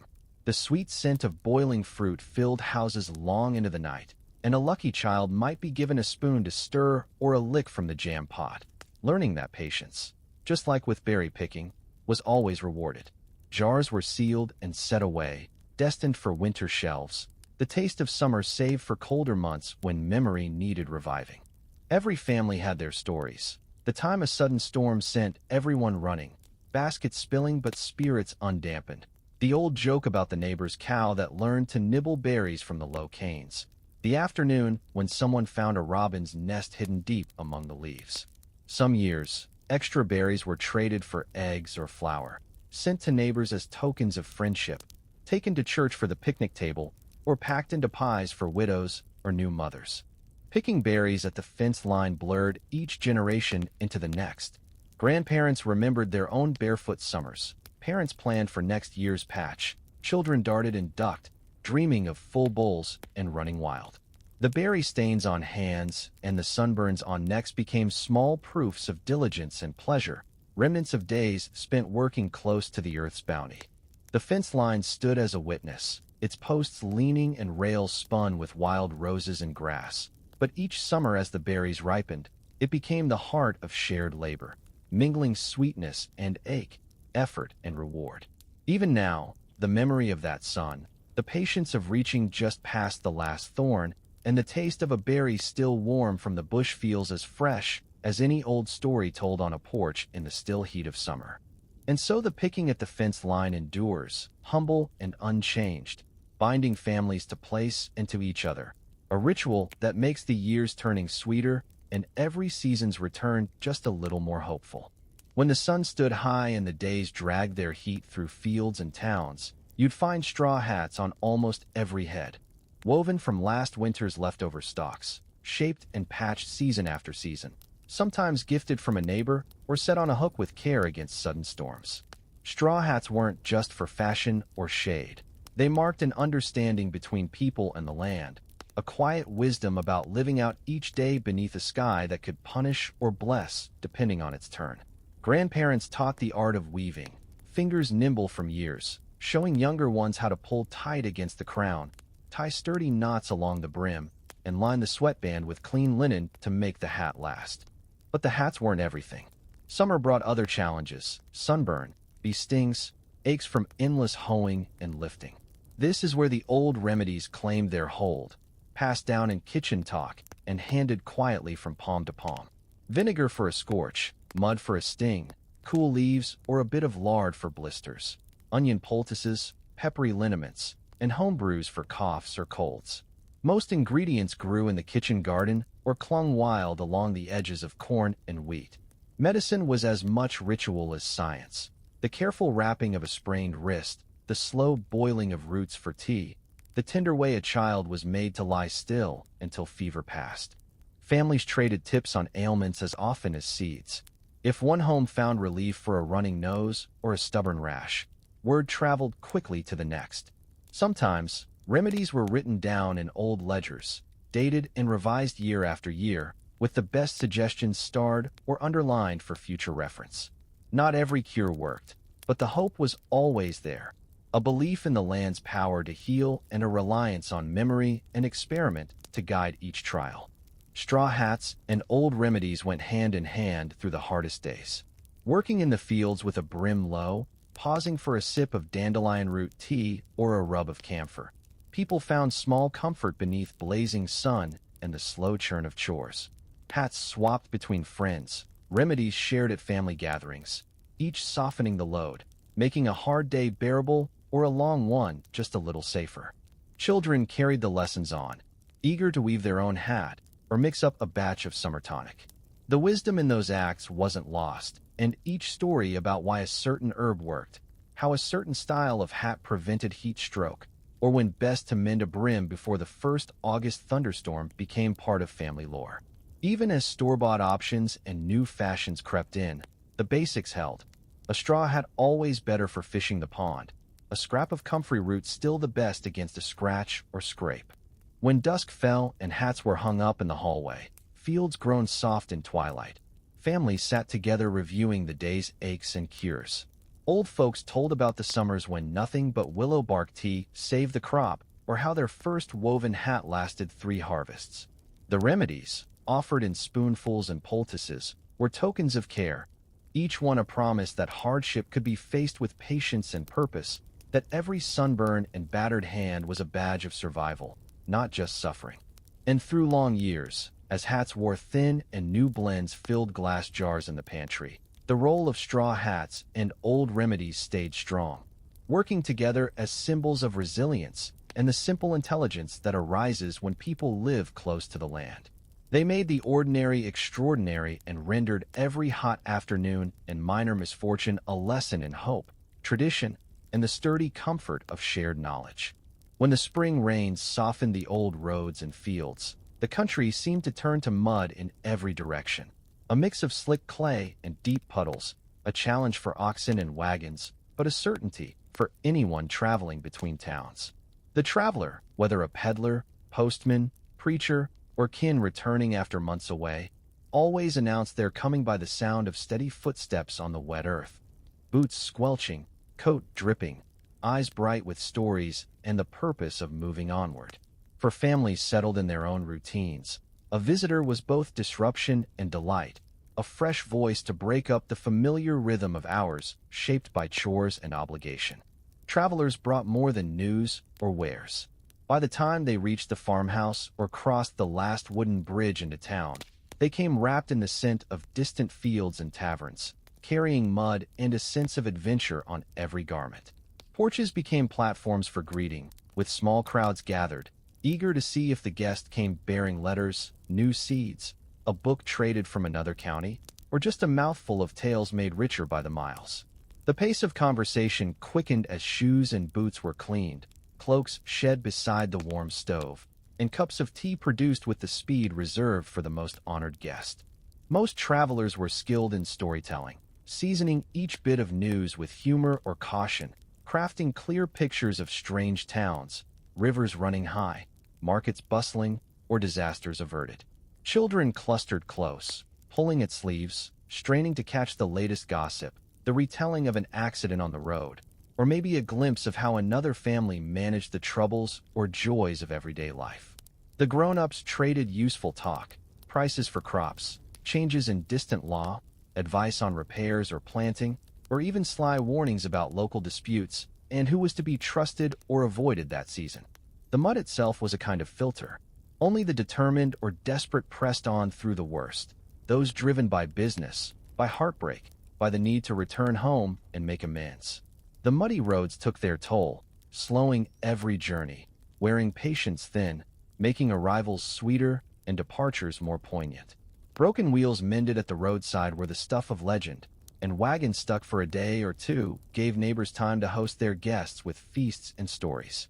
Sometimes the traveler was a wanderer, seeking work or home, sometimes a regular visitor known for years, whose comings and goings marked the passing of seasons more reliably than a calendar. Rain made the world porous, opening up both land and the hearts of settlers. The roads, perilous after storms, reminded everyone of the value of shelter and the wisdom of listening to one another by firelight. On those evenings, when boots were finally cleaned and water wrung from hats and socks, the traveler's gratitude mixed with the contentment of the hosts. Bonds formed from mud, memory, and the warmth of welcome. Departures were bittersweet, marked by fresh pails of water, last-minute repairs, and reminders to write when possible. As the traveler pressed on, the impress of their footsteps remained in the muck, sometimes for days, a quiet reminder that connection was both hard-won and fleeting. For those who watched from the porch, the sight of a departing figure receding into the mist held equal parts longing and pride, proof that home was both destination and way station, shaped by the comings and goings of people resilient enough to walk the muddiest roads with hope. Even now, in stories and family histories, the image of the traveler remains vivid, boots heavy with clay, voice warming a cold evening, carrying with them the movement and meaning of a world always threatening to grow too small, without those who dared to push its boundaries for the sake of an arrival, a reunion, or the next bright tale. The spring morning is slow, damp, and quiet, the kind where sun takes its time climbing out from behind thick clouds. In farmhouses and cabins, windows open just a crack, letting in the scent of earth freshened by last night's rain, the melody of robins, the distant, persistent lowing of cattle. Shoes are set by the door, thick with mud from roads that run slick between home and the village. Everywhere, boots wait to be claimed. The day begins with water heated, bread sliced, and children sent outdoors to check on the chickens, to fetch the kindling, to see if the creek has swallowed up any of the fence posts. Inside at the kitchen table, a group gathers quietly over coffee, so weak it's almost just memory, voices stretching to fill the gentle hush with plans for the day. Some speak of mending harness and tending the tomato patch. Others wonder aloud at what might come with today's mail. Either a letter precious as silver or nothing but catalogs promising far-off marvels. The oldest among them, her hands gnarled from decades of quilting and washing, reviews the almanac with a careful eye for frost warnings and the moon's fickle schedule, making notes in the margins. Even when the weather is uncertain, hope and diligence shape each task. By mid-morning, the world is awake. Wagons creak onto the main road, neighbors wave in passing, and the edges of every yard fill with chores. Ash barrels need dumping, sheets scrubbed and set to dry. Boys drag rakes across remnant piles of last autumn. The girls wash eggs for tomorrow's market. Along fence lines, blackberry brambles glisten, fruits not quite ripe, but tempting enough to test with shy, greedy fingers. Across the field, crows startle from last year's corn and wheel overhead, looking for new secrets. The cycle-spanning house and field is a familiar one. Men haul feed from storage, lay lines of seed in furrows newly carved. The work is not hurried, but persistent and methodical. Each furrow is laid with intent, each weed pulled with the same gritted patience. The horse drinks at the trough and shakes its mane, the cow's bell marking time as the cart comes and goes between barn and shed. The sight and sound of life, tools struck against stone, voices raised in greeting, bind neighbors together, even if years of drought or hard winters have taught caution. Farmers trade tips on blight, rain, and luck, their advice colored by memory and rivalry stretching back generations. Noon finds the house silent, heat pressing in at windows, dust motes swirling in patches of sunlight. A meal appears, beans and cornbread, a slice of salt pork if there's enough to spare, water pulled fresh from the well. The youngest steal crumbs and retreat outside, finding cool shade under willow trees and the comfort of kitten-soft grass.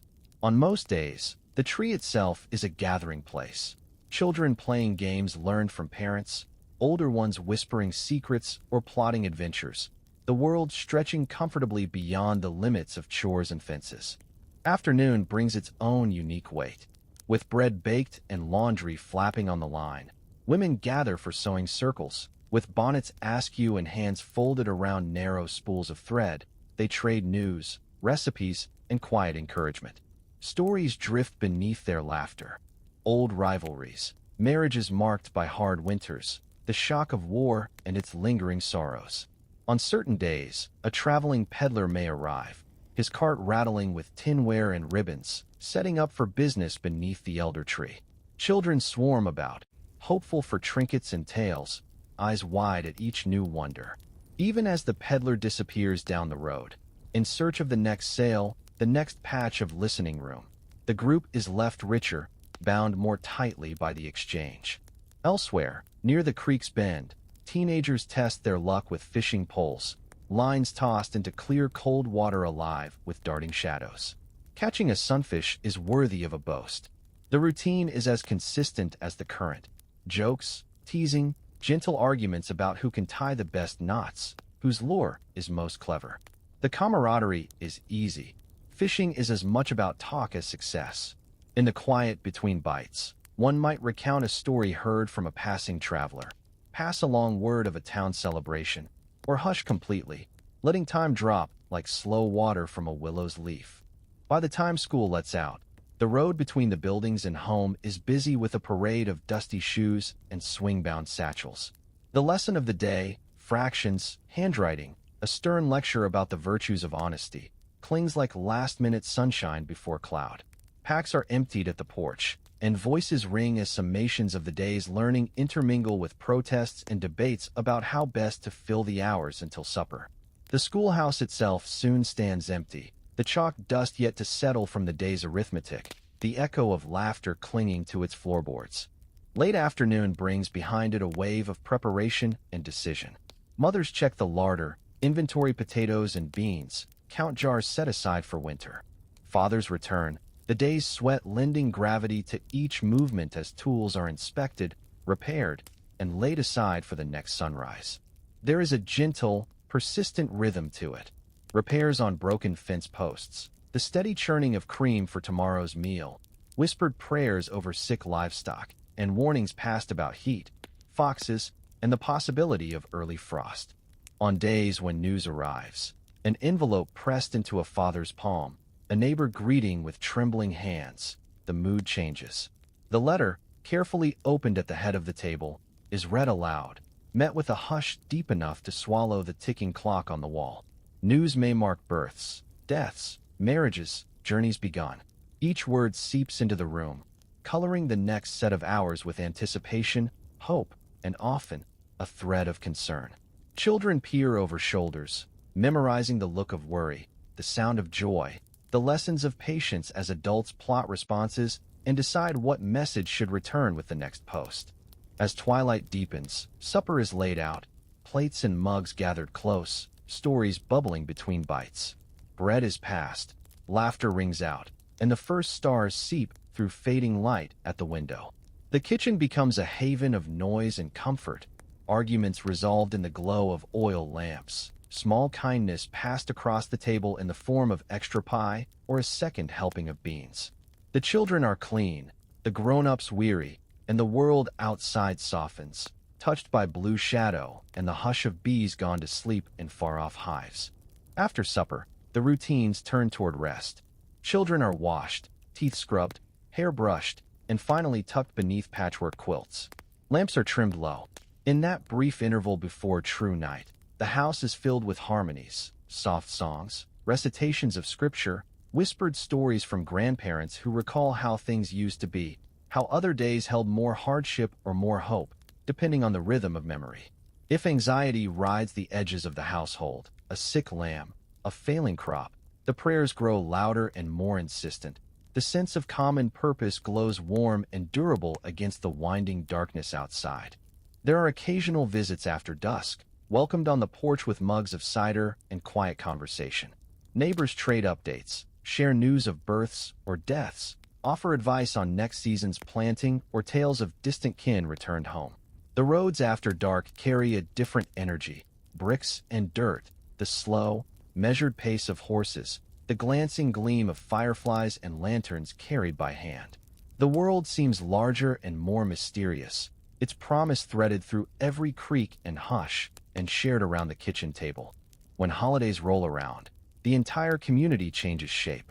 The church bell rings in the dawn on Sundays, calling families from field and forest.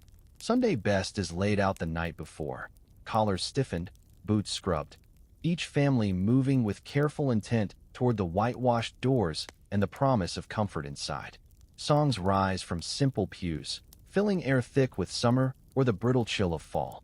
Prayers are spoken, hands joined, and news passed quietly between benches before the real ceremony of the day begins. Conversation, laughter, shared hopes, and rows of pie and preserves set out on long tables beneath the oaks.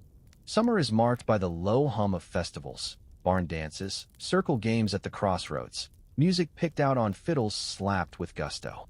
Barns swept and strung with lanterns are filled with every neighbor within walking distance, voices rising as shoes and boots stutter through reels and jigs.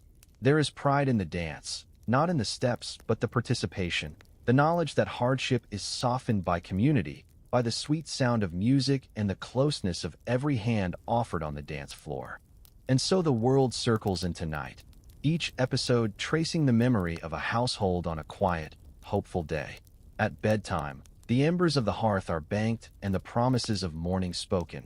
One last word, one last song, and the home slips into sleep, carried onward by the rhythms and hopes of another year, together against everything unknown. Some mornings begin with a haze, mist curled over the fields, the sun not yet full in its ascent, and the weight of sleep shifting slowly from the shoulders of those who stir first in the house. The wooden floors creak as feet find their way to the kitchen, and the sound of water drawn from the well is the first music of the day. It is an old house, crowded but never lonely, with quilts thrown back and fresh air sweeping in at the doors left open for breeze. The air itself is streaked with the smell of yeast, honey, last night's embers, and a trace of wildflowers caught on a dress hem, the scents rolling together in a signature of home. Breakfast is a ceremony of simplicity, not extravagance. A tin pot on the stove for weak coffee, the last of the blackberry preserves spooned onto biscuits, butter carved in pale curls and delivered with quiet pride. The youngest children are tasked with fetching eggs, arms trembling with the thrill and responsibility of returning each shell whole. Chores begin with little prompting. Cows to be watered, bread to be put up for rising, carrots pulled for the noon stew. At the table, voices hum in gentle rhythm, trading plans for the day and small gossip about neighbors seen along the lane the night before. If there's a letter from town, hands linger over its envelope, studying the ink, the name, the suggestion of stories waiting to be told or worries waiting to be soothed. Outside, the world is louder. Crows heckle from fence posts, roosters argue from yard corners, and the grass, already thick with dew, shines like silver against warming soil. The sound of boots on the porch marks the start of real labor. Axes swinging at wood, rakes drawn neatly over dead leaves, wheelbarrows filled with the stubborn tangle of last year's weeds. The ground, forgiving and stubborn by turns, yields up its worms and stones at a pace that demands persistence. Fathers offer quiet advice, mothers set tasks with an eye for skill, and children, competitive or dreamy, practical or wild, decide between obedience and inventiveness with every chore. The road beyond the house is alive with traffic, if not always visible. Wagons creak by loaded with feed and seed. Horses stamp impatiently as their riders pause to exchange news in the shade near the well. The arrival of a traveler is an event. Sometimes a peddler bright with tins and ribbons, sometimes a preacher with his booming sermon tucked beneath his hat, sometimes a stranger whose presence shifts the balance of the afternoon, prompting curiosity that spills over into tales shared for weeks. By midday, the air is heavy with sun and anticipation. Work slows and food appears. Cornbread, boiled potatoes, the last of the smoked ham arranged with a thrift that turns scarcity into pride. The table is full, elbows bumping, laughter mixed with the scraping of forks. Children fidget, eager for release, and the men wink and mutter in low voices about what must be finished before evening. Rest is not discussed, but observed. Old folks tuck chairs beneath shade trees, eyes closed to the business of the world, letting history slip forward in fragments and song. Afternoons stretch with purpose. The sound of sewing fills the parlor, the steady, practical chuff of needle through cloth, sometimes a whir from a treadle machine borrowed from a neighbor, more often the slow handwork passed from mother to daughter. The women sing, sometimes in harmony, sometimes just to keep time, stitching together dresses, repairing overalls, patching worn quilts. Their stories thread together encouragement, warnings, memories of a different kind of youth, easier or harder, depending on the year. Nearby, baskets of apples are peeled and sliced, set aside for drying, the small seeds reserved as heirlooms for next summer's planting. The cycle of preparation and anticipation is continuous, like breath or prayer. At the edge of the yard, boys and girls break from tasks to chase each other, shouting games remembered from generations lost to ink and paper, the rules loose but the laughter serious. Older children sneak away with books borrowed from the school trunk, their bodies sprawled in hidden places, beneath the willow near the creek or high above in the hayloft where sunlight streaks the silence. Reading is both escape and hope, each page carrying the possibility of a future larger than the horizon of these fields. The stories absorbed, tales of distant lands, maps of stars and politics. leak into conversation at supper, where questions about what lies north or what makes a hero are chewed over alongside baked beans and sweet onions. The slow, relentless inevitability of the sun's descent brings with it a change of pace. Dinner is made in haste, stews set to simmer over low flames, bread torn for sharing. Voices gather, recounting the events of the day, a calf born clean, a neighbor's lost wagon found at the river bend, a spell of weather that threatens next week's corn. News from town, whether delivered in person or on a sheet carried by the wind, filters through every room, stirring questions and the kind of quiet debate that moves only a house, never a country. With dishes stacked and the kitchen swept, evenings shift into another mode. The world outside settles. The fireflies appear in clusters. The crickets tune their chorus with expectant precision. Old songs are coaxed from tired hands, fiddles scraped over worn wood, harmonicas bending light into melody. Dances begin, not formal but earnest, shoes shuffling over flagstone and dirt, arms lifted and clasped with a fierceness that disguises anxiety and grief. The young choose their partners, some shy, some bold, making promises that will be kept or broken by the next season's turn. Inside, blankets are pulled close and the art of storytelling is revived. Grandparents tell how the land was settled, floods and fires, the price of wheat in '52, the way the railroad changed everything for better or worse. Their words swing from caution to wonder, and children listen, half awake, as the world grows larger in the flickering light. The lamp on the front window is lit and placed so that travelers will know theirs is a home willing to share warmth, food, a place on the floor. The ritual reminds everyone that belonging is sometimes measured less by blood than by kindness shown to a stranger. Night comes gradually, filling the corners with cool blue shadow, reducing voices to whispers and intentions to plans for tomorrow. Before sleep, there are last-minute preparations, checking latches, closing shutters, dampening embers, counting sheep. Prayers are spoken, some for the living, some for the lost, some simply for rain or an easier day. Dreams begin as scraps of recent memory, stitched together by the promises of the next sunrise and the enduring hope that tomorrow will bring enough food, enough laughter, enough comfort, enough beauty to carry the family further into the year. The episode drifts and weaves through these moments, a family's rhythm, the passing hour, the cycle of tasks and celebrations that define rural life in every season. The winter follows its own rules, windows frosted and stiff, boots dried near the flame, meals dense and hearty as snow piles outside. Sickness brings new rituals, bandages boiled, herbs ground, patience measured in careful watches and whispered songs.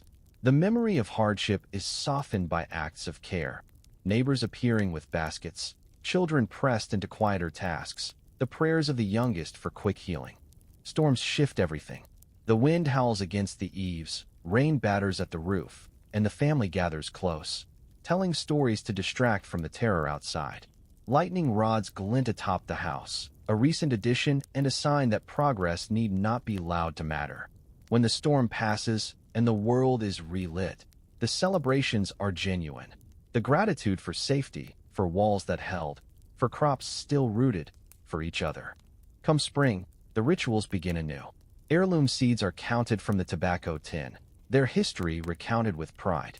Gardening is more than chores. It is hope, ceremony, faith that the dirt and sun will conspire to deliver green shoots, ripe tomatoes, tall sunflowers, food and beauty, tradition and future swirling through each finger pressed into earth. Children are folded into the process, measuring, counting, planting, and marking the rows with sticks and scraps, confident that with patience, the world will reward them. Summers are long and vivid, marked by the gathering and preserving of every blessing. Berries picked before thunder, jams cooked at dawn, corn harvested from rows planted by father and son. The days stretch until they snap, delivered into the thick, happy exhaustion of sunburned arms and full shelves. The music of summer, picnic laughter, barn dances, kitchen table harmonies, shapes memory as much as landscape. Through it all, the markers of change, the pocket watch wound daily, the almanac consulted for each new moon, remind the family of the passage of time. Birthdays and anniversaries are noted on paper curled at the corner, deaths mourned and remembered, marriages celebrated on porches beneath clusterings of lamps. The first steam engine is witnessed, ground trembling beneath its weight, and all stare as the world expands, their sense of home rippling out to meet the horizon carried by whistle and coal. Sunday arrives gentle and slow. The family dresses in best clothes, even the youngest showing pride and patience as they button and braid. The church is plain but sure, white painted boards, hard benches, songs that rise with the morning heat, fading only when voices tire. Afterward, the community gathers beneath shade trees, sharing pie, exchanging jokes, reviewing their debts and their hopes. The laughter of Sunday lifts the spirit, knitting together the hard weeks past and the harder ones that lie ahead. Sometimes, a photographer arrives, his cart rumbling over ruts to the front yard, setting up his tripod and coaxing smiles from those not used to portraits. The preparation is careful, faces washed, collars fixed, children nudged into solemnity. The moment is eternalized in glass and silver, a memory both immediate and unfathomable to those whose lives are built in moments, not snapshots. When the prints arrive weeks later, there is awe and pride, even a little vanity as the likeness is admired and compared to stories made richer by time. But not every day is marked by such ceremony. More often, the sustenance of living is captured in quiet moments. The widow's lamp in the window, a signal of hope and welcome, the patchwork quilt that tells the story of every birth, departure, or reconciliation, the straw hats setting off faces determined to withstand the sun.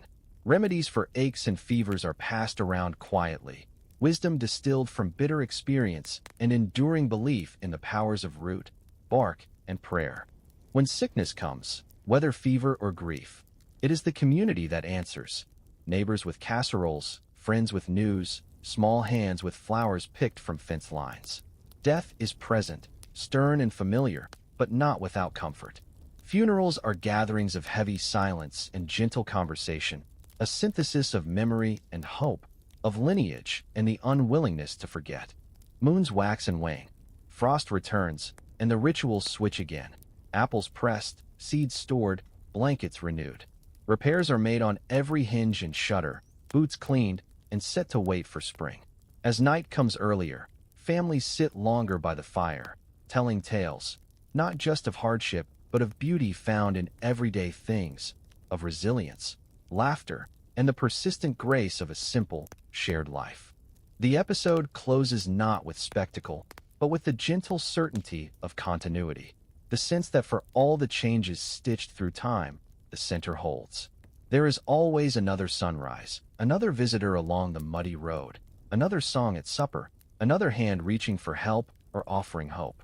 In the quiet, durable heart of home, history becomes lived experience, passed from elder to child, from neighbor to friend, binding together the fragments of each family's days into a tapestry that outlasts any storm, any sorrow, any year. The first sound most folks notice is birdsong, clear and sure, weaving between the poplar branches outside the open window, running the length of the day from the first wash of sun until the sky slips deep behind the hills. In the house, dawn belongs to quiet footsteps and the careful click of the stove door, the shuffling of firewood brought in the night before, arranged on the grate in a pattern learned from a mother's hand.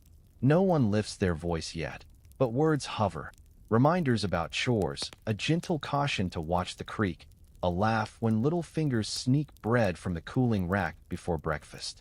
The shape of a day is determined almost before waking.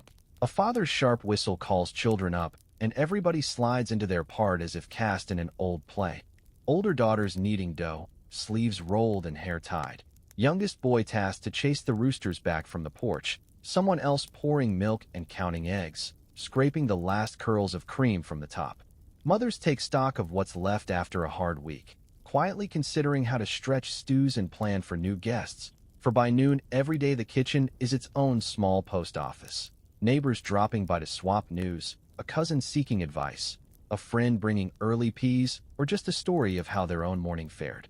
The road outside ruts deeper after each rain, and today it shines with puddles that mirror the clouds.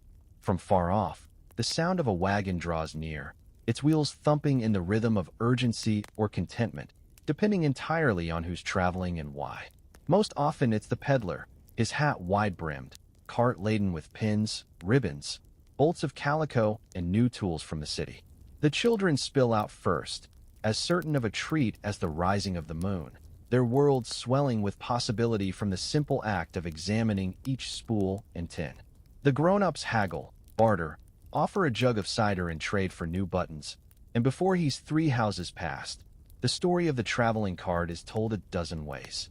How he's going west, or how he'll be back at harvest, or how last summer he lost a wheel not 3 fields from the crossroads and was rescued by a cousin who told that tale every Sunday since. Chores are measured against the movement of light across the walls. Sun warming the clapboards sends the boys to the barn, pushing a wheelbarrow over uneven ground, stacking hay, laughing as they argue about whose turn it is to sweep the stalls. Girls with sharp eyes and nimble fingers pick beans from tangled rows, the work slowed by chatter, by puffs of dust when a molehill's found, by the distraction of young pears on the tree by the gate. An old dog sleeps on the porch, tail tapping when he dreams, occasionally opening one wise eye to watch as chickens squabble for tossed scraps, or as the postman walks slow and steady, envelope in hand. A letter in those days is an event. Smoke blue script on cheap paper. It holds the hope of news from a brother gone to the city or a cousin stationed at a far army post. The weight of questions too big for any family table. The answers always both too much and not quite enough. Some letters are read aloud, careful and sincere, sentences repeated and names spelled so even the youngest can picture the place and the adventure. Sometimes there is laughter, someone's mischief, a failed romance, the shock of a new baby in a family with already more than plenty. Sometimes silence, news of loss, a promise unkept, the blunt ache of distance that all the memory in the world cannot soothe. Pages are folded and tucked away in a tin, returned to in winter or after a funeral, touchstones of hope, resilience, and longing. By 10, the sky opens and work spills out in every direction. A group heads for the backfield, muddy boots, pockets stuffed with string and leftover bread, their bodies already marked by scar and bruise and the certainty that summer is endless, except for the scars that winter leaves. Work in the fields is patient, pulling stones from new furrows, sowing beans, apples, squashes that grow heavy and sweet come late days. Tomatoes are pinched back, sunflowers measured by the length of a child's arm. Neighbors' voices drift across the distances, sometimes gossip, sometimes a warning about a fox near the creek or the best way to keep worms from the corn. The men argue about fences, lean on their shovels. The women exchange glances and recipes, how to stretch a pie, how to keep bread from going stale, what to do with a surplus of turnips. Lunch is hardly a pause. Meals are eaten on the stoop, plates balanced on knees, laughter trailing after a joke that grows wilder with each telling. Some days, a visitor lingers, a preacher, come to bless a baby or settle a dispute, a neighbor with more watermelon than her family can eat, a young woman seeking advice on what to pack for a wedding trip or how much sugar to use in the last of the preserves. Food is traded, advice dispensed, favors promised, and sometimes forgotten. The afternoon unfolds with the slow certainty of the sun. Afternoons hold their own customs, stitched into the quilt of daily life. Women gather to mend, fixing dresses and trousers worn thin from climbs and scrambles. Boys sneak off to fish, lines cast into a creek brown and full from rain, arguing about the best bait, inventing stories for every missed catch. Girls braid each other's hair and whisper about what they've seen in the big world, the contents of a peddler's cart, the frayed ribbons in a cousin's letter, the promise of a dance come next full moon. The world, for all its challenges, feels open, full of possibility and delight. As the day slides into dusk, the farm transforms. The heat eases, cows low in the distance, fireflies appear on the edges of fences. Supper is a grand affair, a stew bubbling for hours, the last of the summer tomatoes sliced and salted, corn roasted, a pie cooling, every plate filled with both gratitude and exhaustion. Candles are lit in every room, the house filling with warmth and the velvet quiet that signals the closing of work and the beginning of companionship. After supper, rituals bloom. Some nights, it's music, a battered fiddle, a harmonica pitched high and merry, voices joined in songs older than the house itself.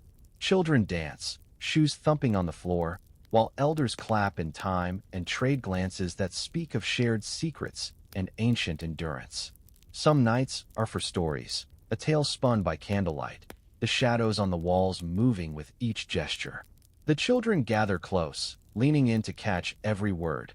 Stories of wolves howling in winter, of a wagon caught in flood, of love pursued and lost, of fortunes made and spent.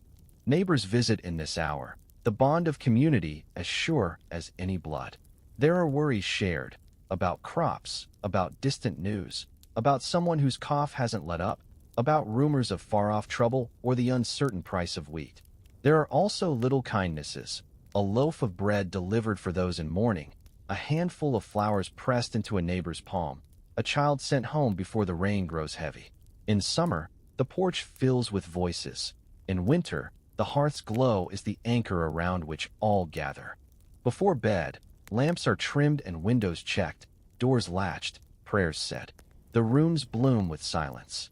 The only sounds now are the peaceful rustle of wind through the maple, the distant creak of the barn, the soft breathing of kin lying near. Some lie awake, counting stars through the window, thinking of loved ones gone or the puzzle of what tomorrow might require. If the cows will calve easy, if the weather will hold, if the bean plants can endure a cooler night. The world outside, for all its danger, is made gentler by the lamp kept burning by the widow at the road's bend. Her solitary light a beacon for any traveler, a promise that some kindness is held in reserve for the lost. Farther out, along the rutted track, blackberry bushes gleam against the fence line, children's laughter echoing from the day they picked more than they carried home, their mouths stained and their hearts free. As seasons change, so do the rituals. The sewing basket is put away, and baskets for apples or squash take its place. The fields brown and then fall silent, save for the crows, and the family learns to cherish time inside. Reading, mending, planning. Winter comes with struggle, hands chapped from wood and cold, boots muddied and drying by every hearth, onions stewing in thick pots while bread must be stretched for days.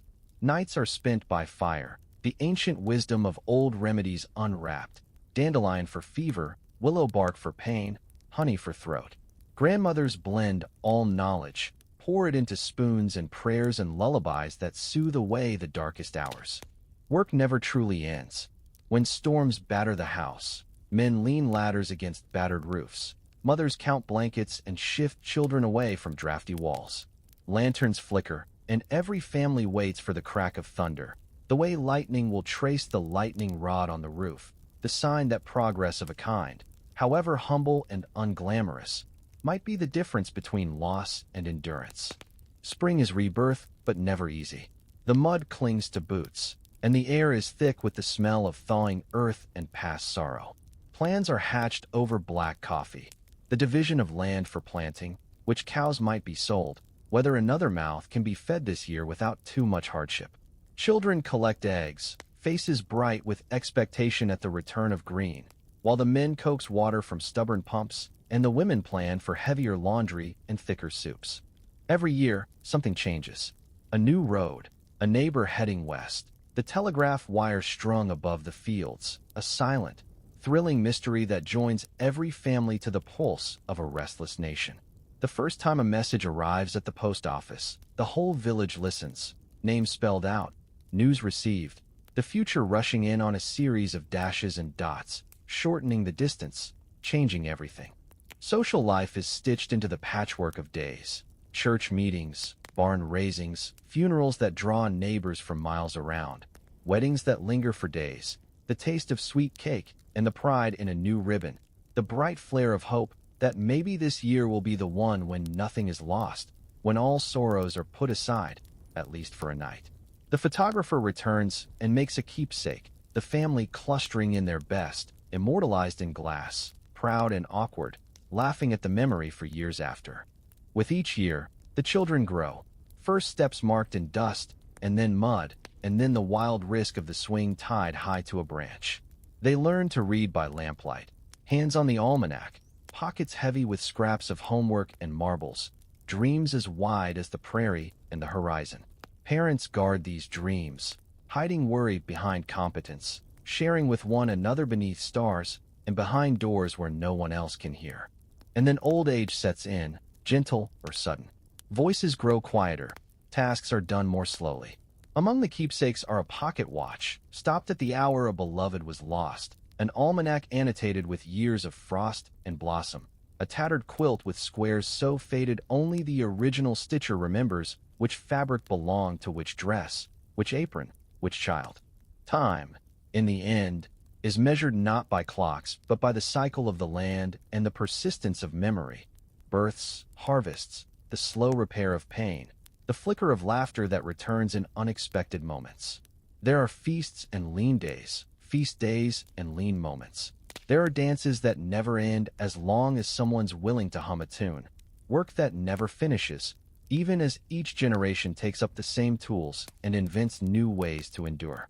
In the full, rich quiet that resettles each night, the family holds its breath and then breathes out, a single, durable hope. They have weathered wars and the rumor of wars, lines cut and reconnected, changes that came racing down the rail and over the wire, disappointments faced with resilience, joys amplified through kindness, sorrows made bearable by the gentle invention of one day at a time. When all is said, when words fade and sleep overtakes the house, it is the simple things that remain.